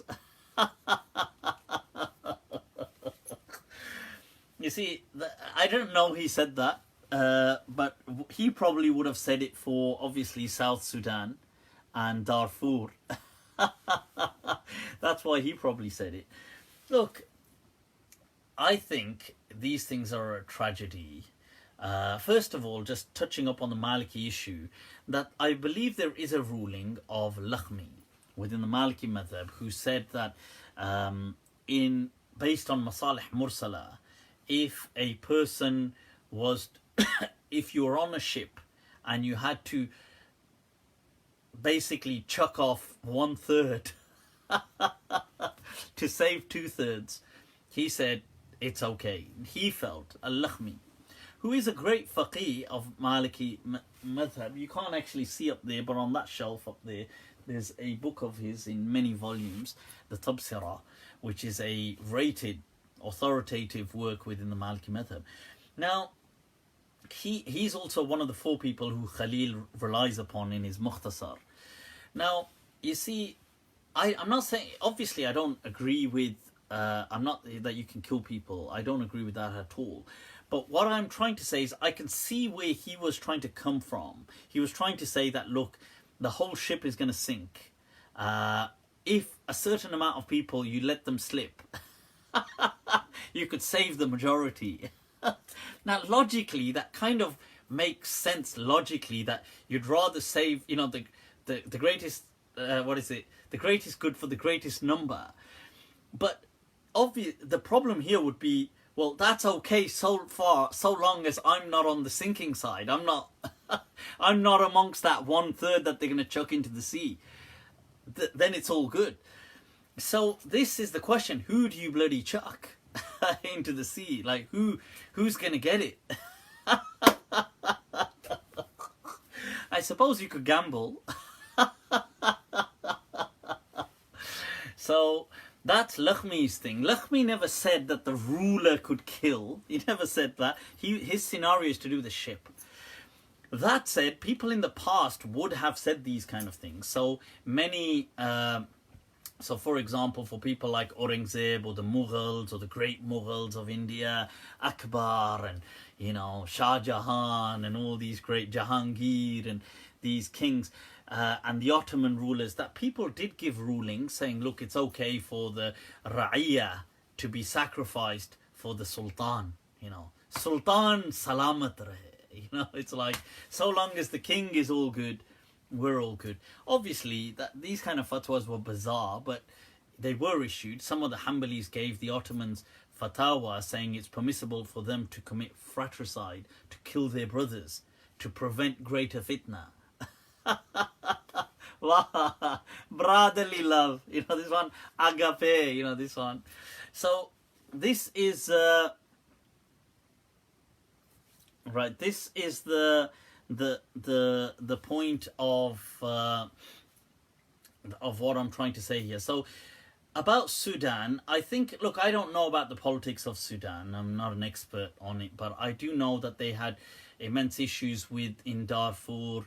They had issues with South Sudan being Christian. And I think it's a shame that we as Muslims and other faiths cannot coexist. You know, I was watching a documentary a few weeks ago, and they said, well, that, was it Nigeria or was it, no, sorry, not Nigeria. It was a different African country, not Nigeria, sorry. But they were basing it on Nigeria as one of the, it was a different African country that was starting to have a rising Muslim presence, but it wasn't a majority, but they had like a steady presence in the country. So Muslims were something like 20%, 25% in the country, and the majority of the country was Christian. And the documentary was saying that that some of the locals have a concern because they feel that Islam, Muslims, don't coexist well with Christians. And they were giving examples of Nigeria and other countries and saying that, look, whenever Muslims exist in a country as a clear, substantial presence in the country, they seem to become intolerant of other, especially things like Christianity. And I don't know if that's true. I'd like to believe it's not, but it was disheartening to hear. You know, like I heard it, and obviously this was the public that they were questioning, and the researchers were saying this, but it was very sad to see that this is the understanding of Islam. That even with other books of other faiths of the book, you know, that are so close to us, that we have a history with, that who, you know, the Christian kings who gave sanctuary to the Prophet and his message, and the early companions of Islam, in order for Islam to survive, that people of this faith today feel that we have an intolerance to them. And unfortunately, in some cases, we do. Sri Lanka is a fine, tragic example of that recently with the bombings, and it's a sad. This is another very sad story. That's all. So, but may Allah Yasir Allah. Mufti, are you on steads? No, man. This is that. It's dal roti, pure dal roti going on. Right, so okay, so right, guys, shall we get to this Daniel? Let's get to Daniel Haqiqatjou. Right, let's get to his post. So basically, people, what's happened? Right, I made that post today saying I'm going to be speaking about. Amongst the topics will include Daniel Haqiqatjou and women praying in the wardrobe. But what I told somebody to do, but they couldn't do it because I was kind of preoccupied, was I wanted to put up some pictures of of Malm. Malm, IKEA also use Malm as a kind of a brand that they have. So Malm is my hashtag of Mufti Abu Layth, Maliki, al-Maliki. So I wanted to get some Malm wardrobes from IKEA and put them up in the pictures. So this is so despicable, honestly. Honestly, I find this so... You know what it is? It's not the... Okay, so what's happened is, here's a picture. Right, if those of you that can see it, right, you can probably see it better there. It's like inside a kind of closet. You can see some clothes hung up in the background, and you can see a prayer mat on the floor. Now, if you saw that picture on its own, there'd be nothing to it. However, Danny boy, our Daniel Haqiqatjou, right, for somebody who's quite... very anti everything and anti everything Jewish conspiracy and this and this. It's just an interesting name, that's all. Haqiqatjou. I walked by the closet in my home this morning and I was surprised. I was surprised because there was a prayer mat there. Apparently my wife, Khalid, dare I say her name due to modesty. If I mentioned her name, that would be of a loose character, loose character, So we always never mention women's names, right? Just a dumb thing. But anyway, that's his own person. That's not the problem. Khalid had been praying in the closet. Oh, rather. This was news to me, because she doesn't typically pray there. Turns out she is reviving an amazing sunnah. Allah. The Prophet ﷺ said, a woman's prayer in her room is better than her prayer in her courtyard, and her prayer in her closet is better than her prayer in her room. Another hadith reports that Humayd came to the Prophet. She said, O Messenger of Allah, I like to pray with you. He is reported to have said, I know that you like to pray with me, but your prayer in your room is better for you than your prayer in the courtyard. And your prayer in your courtyard is better for you than your praying in your house. And your prayer in your house is better for you than your prayer in the mosque. And your prayer in the mosque is better than your prayer in my mosque. So she issued orders that a prayer place be prepared for her in the furthest part and the darkest part of her house. And she used to pray there until she met Allah, e.g. died.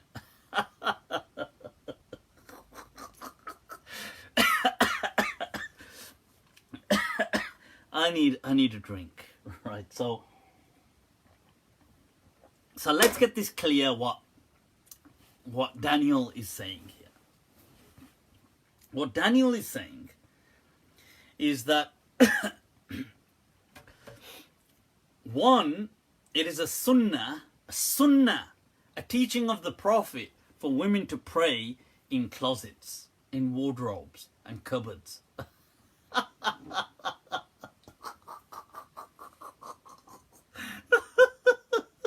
Right.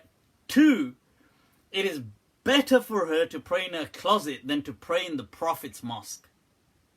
So the Prophet's mosque is less virtuous for her than her wonderful wardrobe of Narnia. Right, so this is according to Ustad, Shaykh al-Islam, Allamatul Waqt, Faqih al-Asr, Daniel Haqiqatjou. Right, so this is the claim that so for women, they don't need to pray in the Prophet's mosque.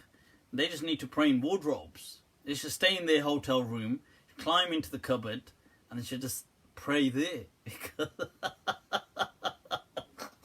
So first of all, apart from the fact that these hadith are ridiculously weak, unacceptable, absurd, clash with the teaching of the Prophet, clash with the practice of the Prophet and his wives, they clash with the hadiths in the other books, Sahih Muslim, Sahih Bukhari, they go against the lifetime of the Prophet sallallahu alaihi wasallam and the clear teachings in the Quran that do not show any of these kind of distinctions. Right? Not only that, many of these reports, like I mentioned, are either fabricated or weak. Right? But let's just stop there before we even get into... I'd like to go over some of these reports, but before we even get into that, I want to mention something.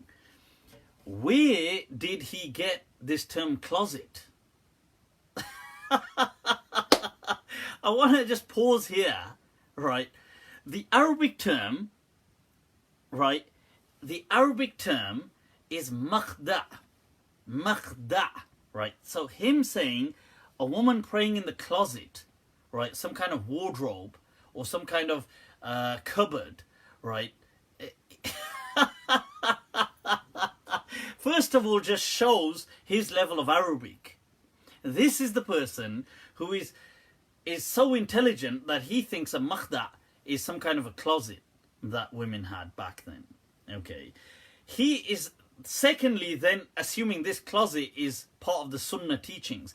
So let me tell you, in the past, the houses of the way people had them, they called a general house a bait. Okay, a house or a dar. And that had a hujra in it, which would usually, not always, but often be like a kind of front room. That would be the sitting area and the kind of part of the courtyard. That would kind of extend. It was a private where people would often be. Then you had the internal part of the house, which was called the bait. They may have cooked here, they may have kept things, they may have... And then they had a bedroom. Right. Now that section which was set off for the bedroom was usually called a makhda'. Okay. Or they describe it as a baytun saghir dakhil al-bayt al-kabir. Like a small inner quarters within a larger residence. This was called a makhda'. Okay. Now it is not a closet that people had. You could, even if he said the term chambers, he could have said chambers, but not a closet. It's not a cupboard. And the reason they were dark was not because they used to darken them, that I know, let's climb inside the wardrobe and shut the door. It's because, as Aisha radiallahu anha says in the hadith, which is sahih, وَالْبُيُوتْ لَيْسَتْ فِيهَا مَسَابِيحْ يَوْمَئِذ. In that day and age, the homes of people didn't have lamps in them. So people never had lamps. And so naturally, because the actual sleeping quarters was right in one corner and at a distant location, it would naturally, not always, but often maybe dark. For sleeping purposes, makes sense. So that's why. it's not because they would say, oh, let's all get in the dark and do things like this. Okay. Now, so I just wanted to clear this up. So he has no idea what a makhda is. And this goes back to those of you, by the way, those of you that know the famous, you probably won't know the poem, but Musaylim al-Kadhab, for example, in that famous poem where he marries that the prophetess, the famous, she's also a false prophet. What's her name? Sajah al-Taghlabiyya.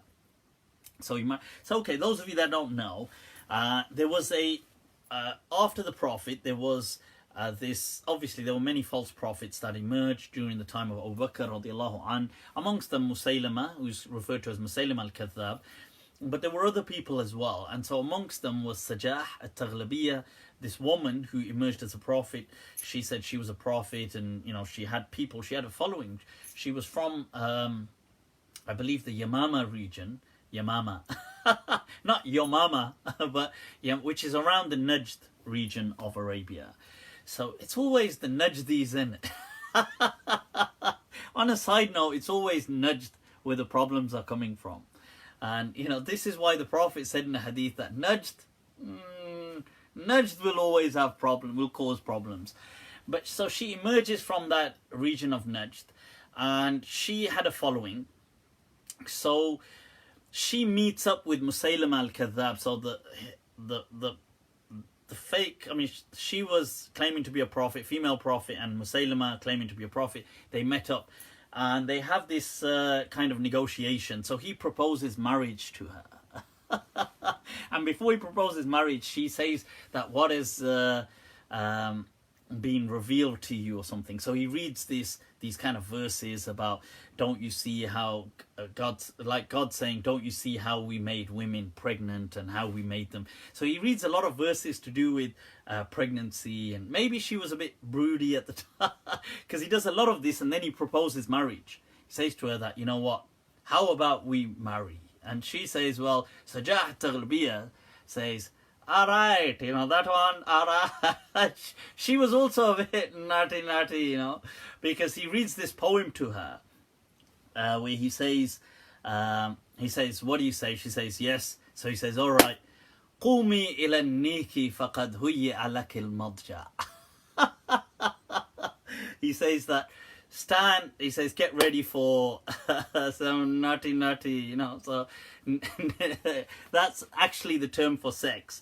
So in Arabic, but not naughty, but with neek. So he says, قومي إلى النيك فقد هيئ لك المضجع فإن شئت في البيت وإن شئت في المخدع. And he says that, if you want, he says, it's time come. If you want, in the Bayt, which was the main property area, the main house area, or وَإِن شِئْتِ فِي الْمَخْدَعِ, or if you want, in the chambers. Obviously, he wasn't saying if you want, let's get in the cupboard. Although that would have been an interesting take. If you want, in the cupboard, should you get in the cupboard? Wonderful world of Narnia. So he says, وَإِن شِئْتِ فِي الْمَخْدَعِ وَإِن شِئْتِ سَلَقْنَاكِ وَإِن شِئْتِ عَلَى أَرْبَعٍ وَإِن شِئْتِ بِثُلُثَيْهِ وَإِن شِئْتِ بِهِ أَجْمَعٍ. It's a very naughty poem of it's actually used in a lot of the Arabic books to explain words, what they actually mean, believe it or not. I actually came across it probably about 19 years ago when I was memorizing the Quran to do with the verse salaquka, the salaq, to do what does this verb mean? Salaq, to kind of like lay out, to spread out. So, and part of the evidence that many poets, many linguists like Raghib al-Asfahani and other people will use is this poem, that وَإِن شِئْتِ سَلَقْنَاكِ, and if you want, we'll lay you out. Here it gets naughty, this one X-rated poetry. وَإِن شِئْتِ عَلَى أَرْبَعٍ, and he says, and if you want, we're going to go on all fours. So that's the actual wording of the poem.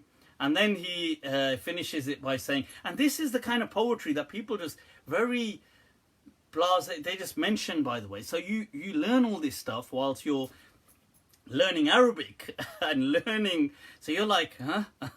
And he says, and if you want, I'll and if you talk about boasting, he's like, and if you want, I'll only use 2/3. And if you want, I'll use the whole of it.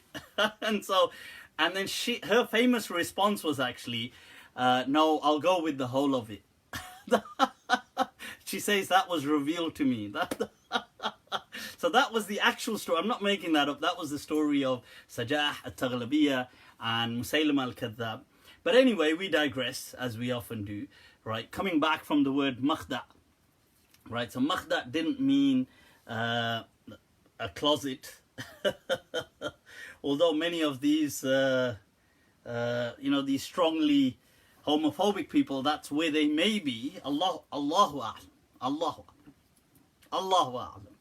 Anyway, nevertheless, right, so let's take a look at what was the problem with what Daniel was quoting. First of all, you have to understand that there are sahih hadith, many sahih hadith, of women attending the prayers.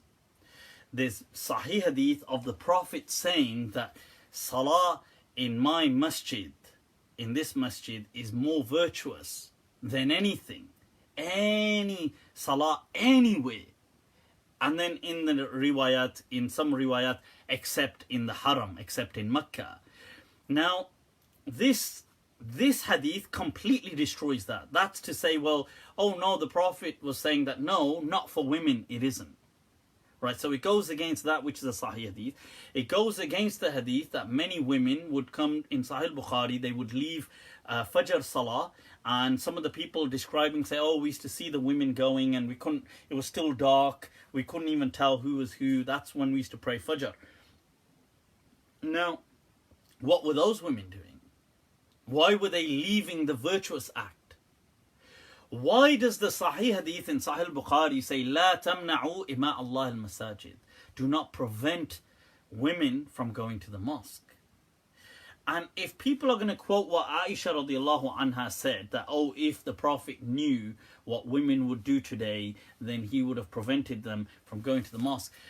Look, Aisha radiallahu anha may have said something like that as a statement.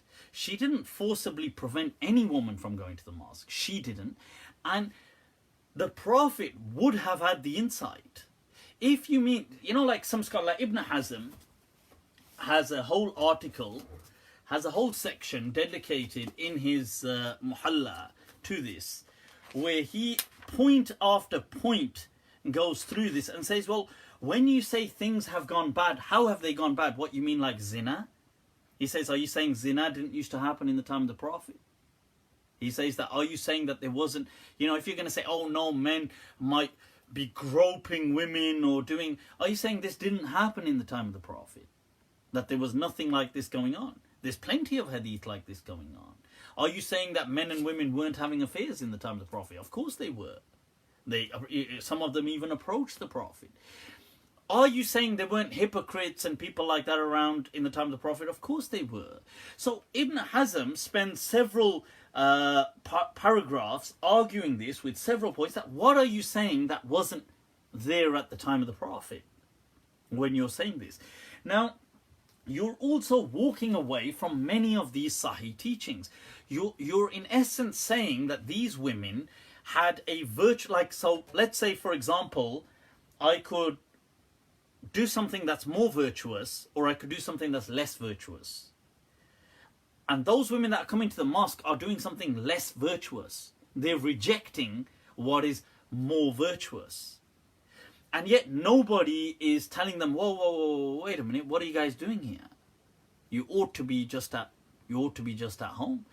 Yet we see even after the Prophet, during the time of Umar radiallahu an, even in the time of Sayyidina Ali radiallahu an, that they had allotted imams. They had even said Sayyidina Ali radiallahu an, Ibn Hazm brings a transmission as well, that that he had set up an imam just for women in the masjid.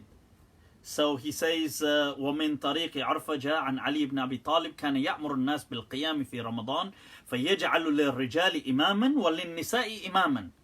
The Sayyidina Ali would have an imam for the men and an imam for the women. And Afraja says, فَأَمْرَنِي فَأَمَمْتُ النِّسَاءِ, that I used to lead the women in salah. Now, there used to be a whole entrance for women in the masjid, which Sayyidina Umar facilitated, in the whole thing of Babun Nisa. What was this? What were they? Is this just a makruh action? Because isn't this makruh then? Leaving something that is much more virtuous than praying in the Prophet's mosque even. According to that absurd, ridiculous narration that Daniel has presented, for the woman to pray in any mosque is better than her, that is closer to her home, is better than for her to pray in the Prophet's mosque. Completely devaluing the mosque of the Prophet sallallahu alaihi wasallam. Typical of these Wahhabis. I'm telling you, I mean, I'm not just saying this stereotypically. Like, I mean, I don't mean to generalize against, because not all Salafis will make such absurd statements about praying in closets. Imam Malik said, rahimahullah, that the masjid of the Messenger of Allah sallallahu alaihi wasallam, to us as Muslims, is the most virtuous place on earth, above the Kaaba. For Malikis, to us, Medina is above Mecca. Right? That is how the Maliki Madhab has been. That is how Imam Malik taught us. That is how Qadi Abu Bakr ibn Arabi, Ibn Abdul Bar, all these people present it, Ibn Rushd. Now, some of the Malikis may disagree, but the Maliki Madhab has always been that the masjid of the Prophet ﷺ to us is more virtuous than the Kaaba and more virtuous than any place on earth. As an Islamic association, why? Because that is where the Messenger of Allah ﷺ lays. Now, how can you say, what an absurd, ridiculous statement to say for women, any local masjid, so long as it's in an alleyway close to their home, is more virtuous than the Prophet's mosque for them, just because the address is a bit closer to where they live. This is an affront. This is ridiculous, right? So, and these narrations, just to, whilst, I'm on that, these narrations that he brings, Ibn Hazm and these other people demonstrate, these scholars, that these narrations are actually mawdu', right? They are utterly fabricated and or extremely weak. Now, and do you know something? Ibn Umar, radiallahu anhu, this is in Sahih Muslim, Ibn Umar had a discussion with his son Bilal, and his son said, I'm going to stop my wife from going to the mosque. And he said, no, the Prophet said you're not allowed to stop women from going to the mosque. His son said, no, I'm going to stop her anyway. In that narration in Sahih Muslim, it says he swore to his son so bad that the person says, I'd never heard Ibn Umar ever swear that bad. He said to him, I told you that the Prophet of God said something, and you're telling me that, you're like, but I'm going to stop her anyway. Right. So this is now, but let's take a look at these narrations that he's bringing. Okay.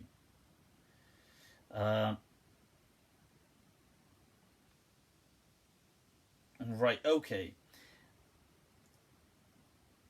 Now I'm just trying to bring them up, so we just go through them quickly. Okay. So.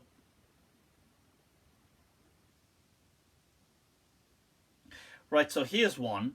أخرج البيهقي وابن أبي شيبة عن عبد الحميد بن المنذر ابن أبي حميد الساعدي عن أبيه, who's his father, by the way. Munzir ibn Abi Humayd is unknown. We don't even know who he is. عن جدته, from his grandmother Humayd, that she said, the Messenger of Allah said, we love our salah with you. So they said to him, فَيَمْنَعُنَا أَزْوَاجُنَا, our husbands stop us from praying. And the Prophet said, صَلَاتُكُنَّ فِي بُيُوتِكُنَّ خَيْرٌ مِّن صَلَاتِكُنَّ فِي دُورِكُنَّ. So your Salah is better in your internally in your homes is better than in your courtyards or the extended house, which is then better. Your courtyards are better than praying in the masjid. This hadith is mawdu', fabricated. Okay, as Ibn Hazm said. Then there's a narration in Ahmad and in Abu Dawood and Ibn Khuzaymah and al-Hakim from Walid ibn Abdullah ibn Jumayr, who is da'if, right? Okay, from his grandmother Layla bint Malik, who is unknown. Who is Layla bint Malik? La nadri. Who is Layla bint Malik? We don't know who she is. From Abdurrahman ibn Khallad al-Ansari, who is majhul. We don't even know who this person is, Abdurrahman al-Ansari. From Waraqa. Okay, so this is the another one that they use. But this one, right, okay. Let's move on to the other one, another popular one that they use. From transmitted by Ahmad, from Dawood ibn Qais, from Abdullah ibn Suwaid al-Ansari, al-Khutami, not al-Harithi. By the way, there's two of these people. From his aunt, Imra'atu Abi Humayd as-Sa'idi, that she came to the Prophet and the Prophet said the same thing. And he said, look, I know that you love praying with me, but your prayer in your house is better than your prayer in your front part of your house, which is better than the prayer in your house, which is better than the prayer in the masjid of your people, which is then better than the prayer in my mosque. The hadith that he used. And then she commanded, so they made a prayer area for her in the farthest area of her home and the darkest. And she used to pray in it until she met Allah. لا نعلم. So first of all, this Dawood from Ibn Suwaid. Where does it say that he's ever actually heard a transmission from him? That this, where is there sama'? No sama'. Okay.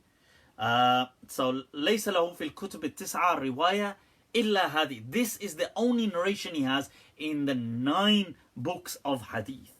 In the 9 books of Hadith. Okay. And Abdullah ibn Suwaid al-Ansari is not al-Harithi, the Sahabi, which some people confused him for. Bukhari mentions him, Abu Hatim mentioned him, but they don't mention that he's a thiqa. So who is he? He remains majhul. And they're going to say, well, Ibn Hibban mentioned him in the thiqat. But that's because Ibn Hibban does tawthi. He just puts many majahil, people who've not transmitted, people who've only had one transmitter from them, for example. He puts them in his book of thiqat. Ibn Khuzaymah brings a riwayah on Abdullah ibn Ja'far ibn Najih al-Sa'di, who is da'if and munkar al-hadith jiddan. He's munkar, right? This person, unaccepted. And he himself says, وَفِي الْقَلْبِ مِنْهُ شَيْءٍ, that I'm very doubtful about this person. Then he says Muhammad ibn Amr, who is problematic if he's transmitting from Abi Salma. And guess who is transmitting from here? Abi Salma, you got it. From Abu Huraira, that he said that إِنَّ أَحَبَّ صَلَاةٍ تُصَلِّيهَا الْمَرْأَةِ إِلَى اللَّهِ أَن تُصَلِّي فِي أَشَدِّ مَكَانٍ مِنْ بَيْتِهَا ظُلْمًا. The best prayer to pray for a woman is in the darkest area of her home. هذا حديث موضوع, fabricated hadith. Ibn Khuzaymah himself titles this chapter of the hadith باب اختيار صلاة المرأة في بيتها على صلاتها في المسجد إن ثبت الخبر. He says that it's better for a woman to pray in her in her home than the masjid if this is sahih, putting a question mark there. And he doesn't normally do things like that, by the way. So then you've got a narration from Amr ibn al-Harith, that Darraj and Abu Samah, who's matruk al-riwayah, who narrates from Sa'ib Mawla Salma, who's majhul, and Salma Zawj al-Nabi, that the best prayer of women is in the depths of their home. Then you have another riwayah from Habib ibn Abi Thabit, which is munqati' an Ibn Umar. Then you have a narration from Ibrahim ibn Muslim al-Hijri, who is da'if, an Abil Ahwas, an Abdullah, the similar kind of narration. Okay. Now in this, right, okay. And you've got, Ibn Khuzaymah mentions in his transmission of this narration, وَإِنَّمَا شَكَّكْتُ فِي صِحَّتِهِ لَأَنِّي لَا أَقِفُ عَلَى سَمَاعِ قَتَادَةَ هَذَا الْخَبَرْ مِنْ مُوَرِّقٍ. So he himself says that Qatada, who is a major mudallis by the way, I don't believe that he has actually even heard from this transmitter Muwarriq. So, and you've got some transmissions from Qatada, who is, I've mentioned in the past, transmits many from many people without actually ever hearing from them. It's just, he does tadlis. Then you've got a transmission in Tabrani in his Awsat from Zayd ibn Muhajir ibn Qunfudh, who's majhul, from Salma. This is a khabrun batil, as Ibn Hazm and others have said. Then you've got one in Tabrani in his Kabir, which is transmitted by Ibn Lahi'a, who is unacceptable once again. Then you've got in the Sunnah of Bayhaqi min Tariq in Da'if, once again from Muhammad ibn Abd al-Rahman ibn Abi Labiba, who's weak, Da'ifun jiddan. Then you've got a narration from Jarir ibn Ayyub, who was a wadda', who used to fabricate hadith from Abu Zur'a. You see, people, look, we can go on and on with these narrations. These narrations are either fabricated or very weak. They clash with the Sahih hadith. They clash with the seerah of the Prophet. So the seerah that we know in the Prophet's lifetime, women used to attend the Prophet's mosque. That's where they used to pray. They don't have to attend, but they could. And they did. Now the Prophet would say to them, guys, look, I'm seeing that you're coming here every day. For God's sake, it's more virtuous to pray at home. He never ever said that. And the Prophet taught in Sahih Hadith that his masjid is the most virtuous to pray in. And there is the riwayah that except in Makkah, and I did mention according to Imam Malik, no. But that it generally, Medina is always better. But that's a different discussion. But for people to say, you know, for a woman, her cupboard or her wardrobe or her closet or some dark corner, switch off the lights, is better than the Masjid al-Nabi, right, is absurd. Absurd. And this is what happens when you take this deen without having studied it. This is what happens when you have a personality disorder that is like a control freak, kind of control freak paranoia, where you have issues of control and are using religion to justify it. You know, many insecurity.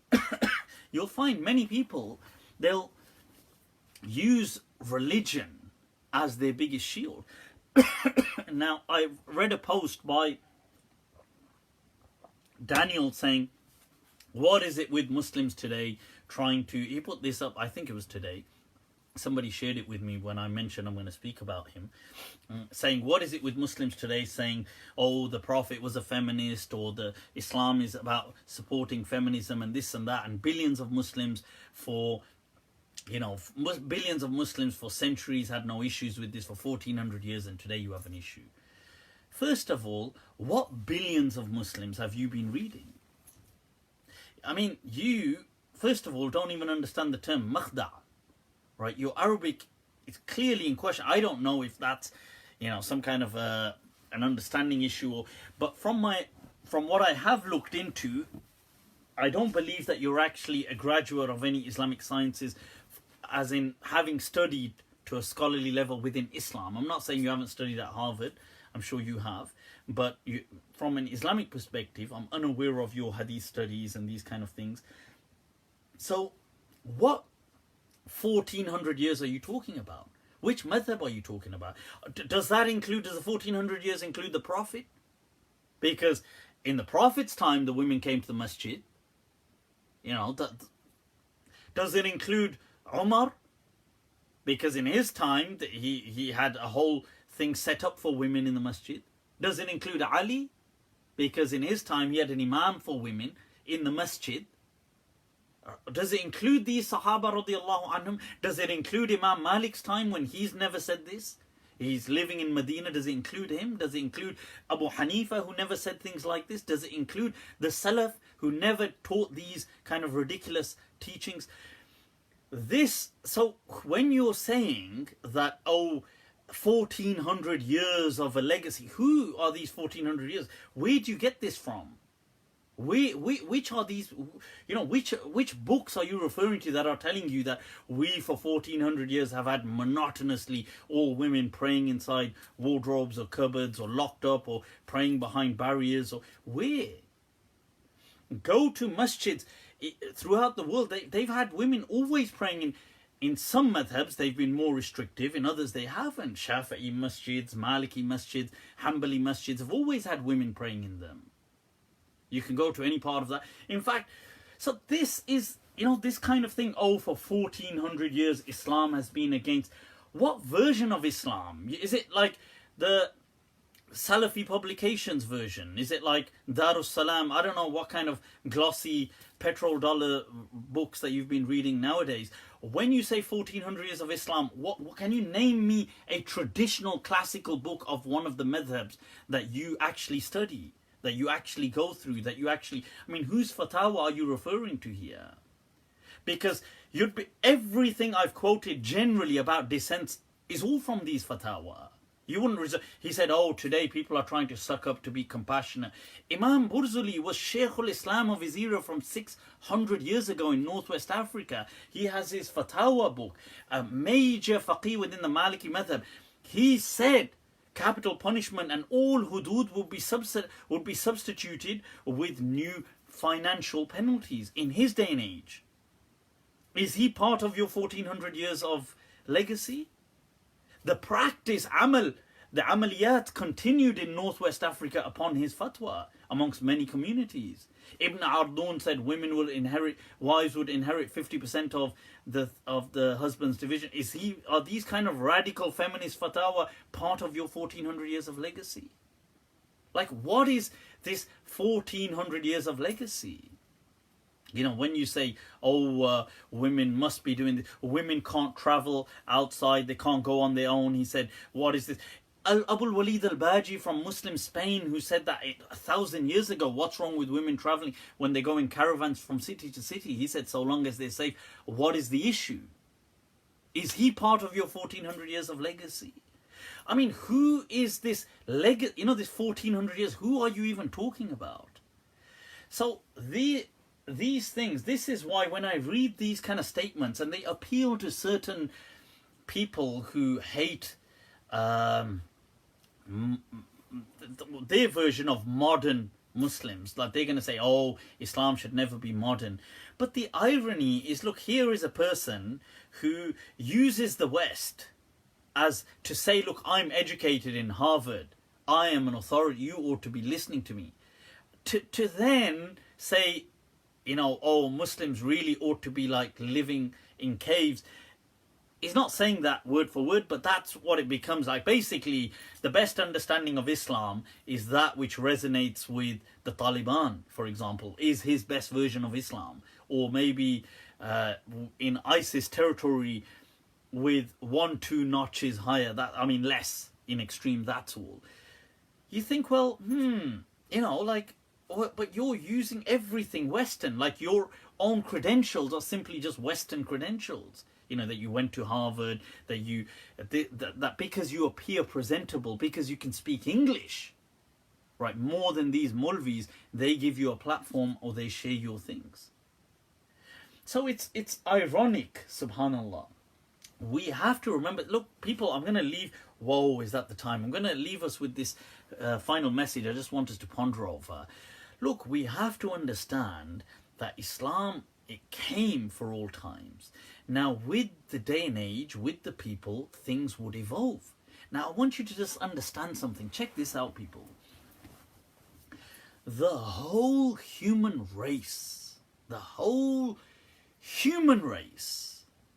in the time of the Prophet ﷺ was approximately under 210 million people. That means today, let me give you an example. That means today, Pakistan, as an example, is around probably about 205 million people. That means that the people of Pakistan, as an example today, the population of Pakistan was the population of the entire planet Earth of human beings in the time of the Prophet. Right. Arabian Peninsula had no more. It had between probably 100 to 200,000 people. That's all. That means if you took the UK today, a town like Dudley would probably have more people living in it. Or like Derby, if you took Derby, or these small areas like small kind of, I don't know if they're towns or cities, but probably cities, some of them, like Wolverhampton, small cities in the UK, I'm giving you examples so you can relate to them, would have more of a population in them than the entire Arabian Peninsula in the Prophet's time. Now, you can imagine why I'm saying this is to understand that, look, with people, Islam came with the flexibility to not only incorporate these people, but their backgrounds, their perspectives, their needs. Islam did not come just as a, be like us, or you force yourself. The bed of Procrustes, that every person must fit in this bed, just cut his feet off or cut whatever off to make him fit. It's not like that. If it came for the whole of mankind, it came to facilitate for their understanding. So don't try to narrow. It's like in the Hadith of the Prophet where he said to the person who tried to say something, no, it should be like this. He said, لَقَدْ ضَيَّقْتَ وَاسِعًا. The mercy of Allah is so vast and you restricted it. So people, those are some words. I hope they carry some meaning to you. If there's any questions you have, as always, feel free to reach out to me. We've really stretched today's session. I've got to hit the gym. It's going to be a late one. People, take very good care of yourselves. Till next week. Assalamu alaikum wa rahmatullahi ta'ala wa barakatuh.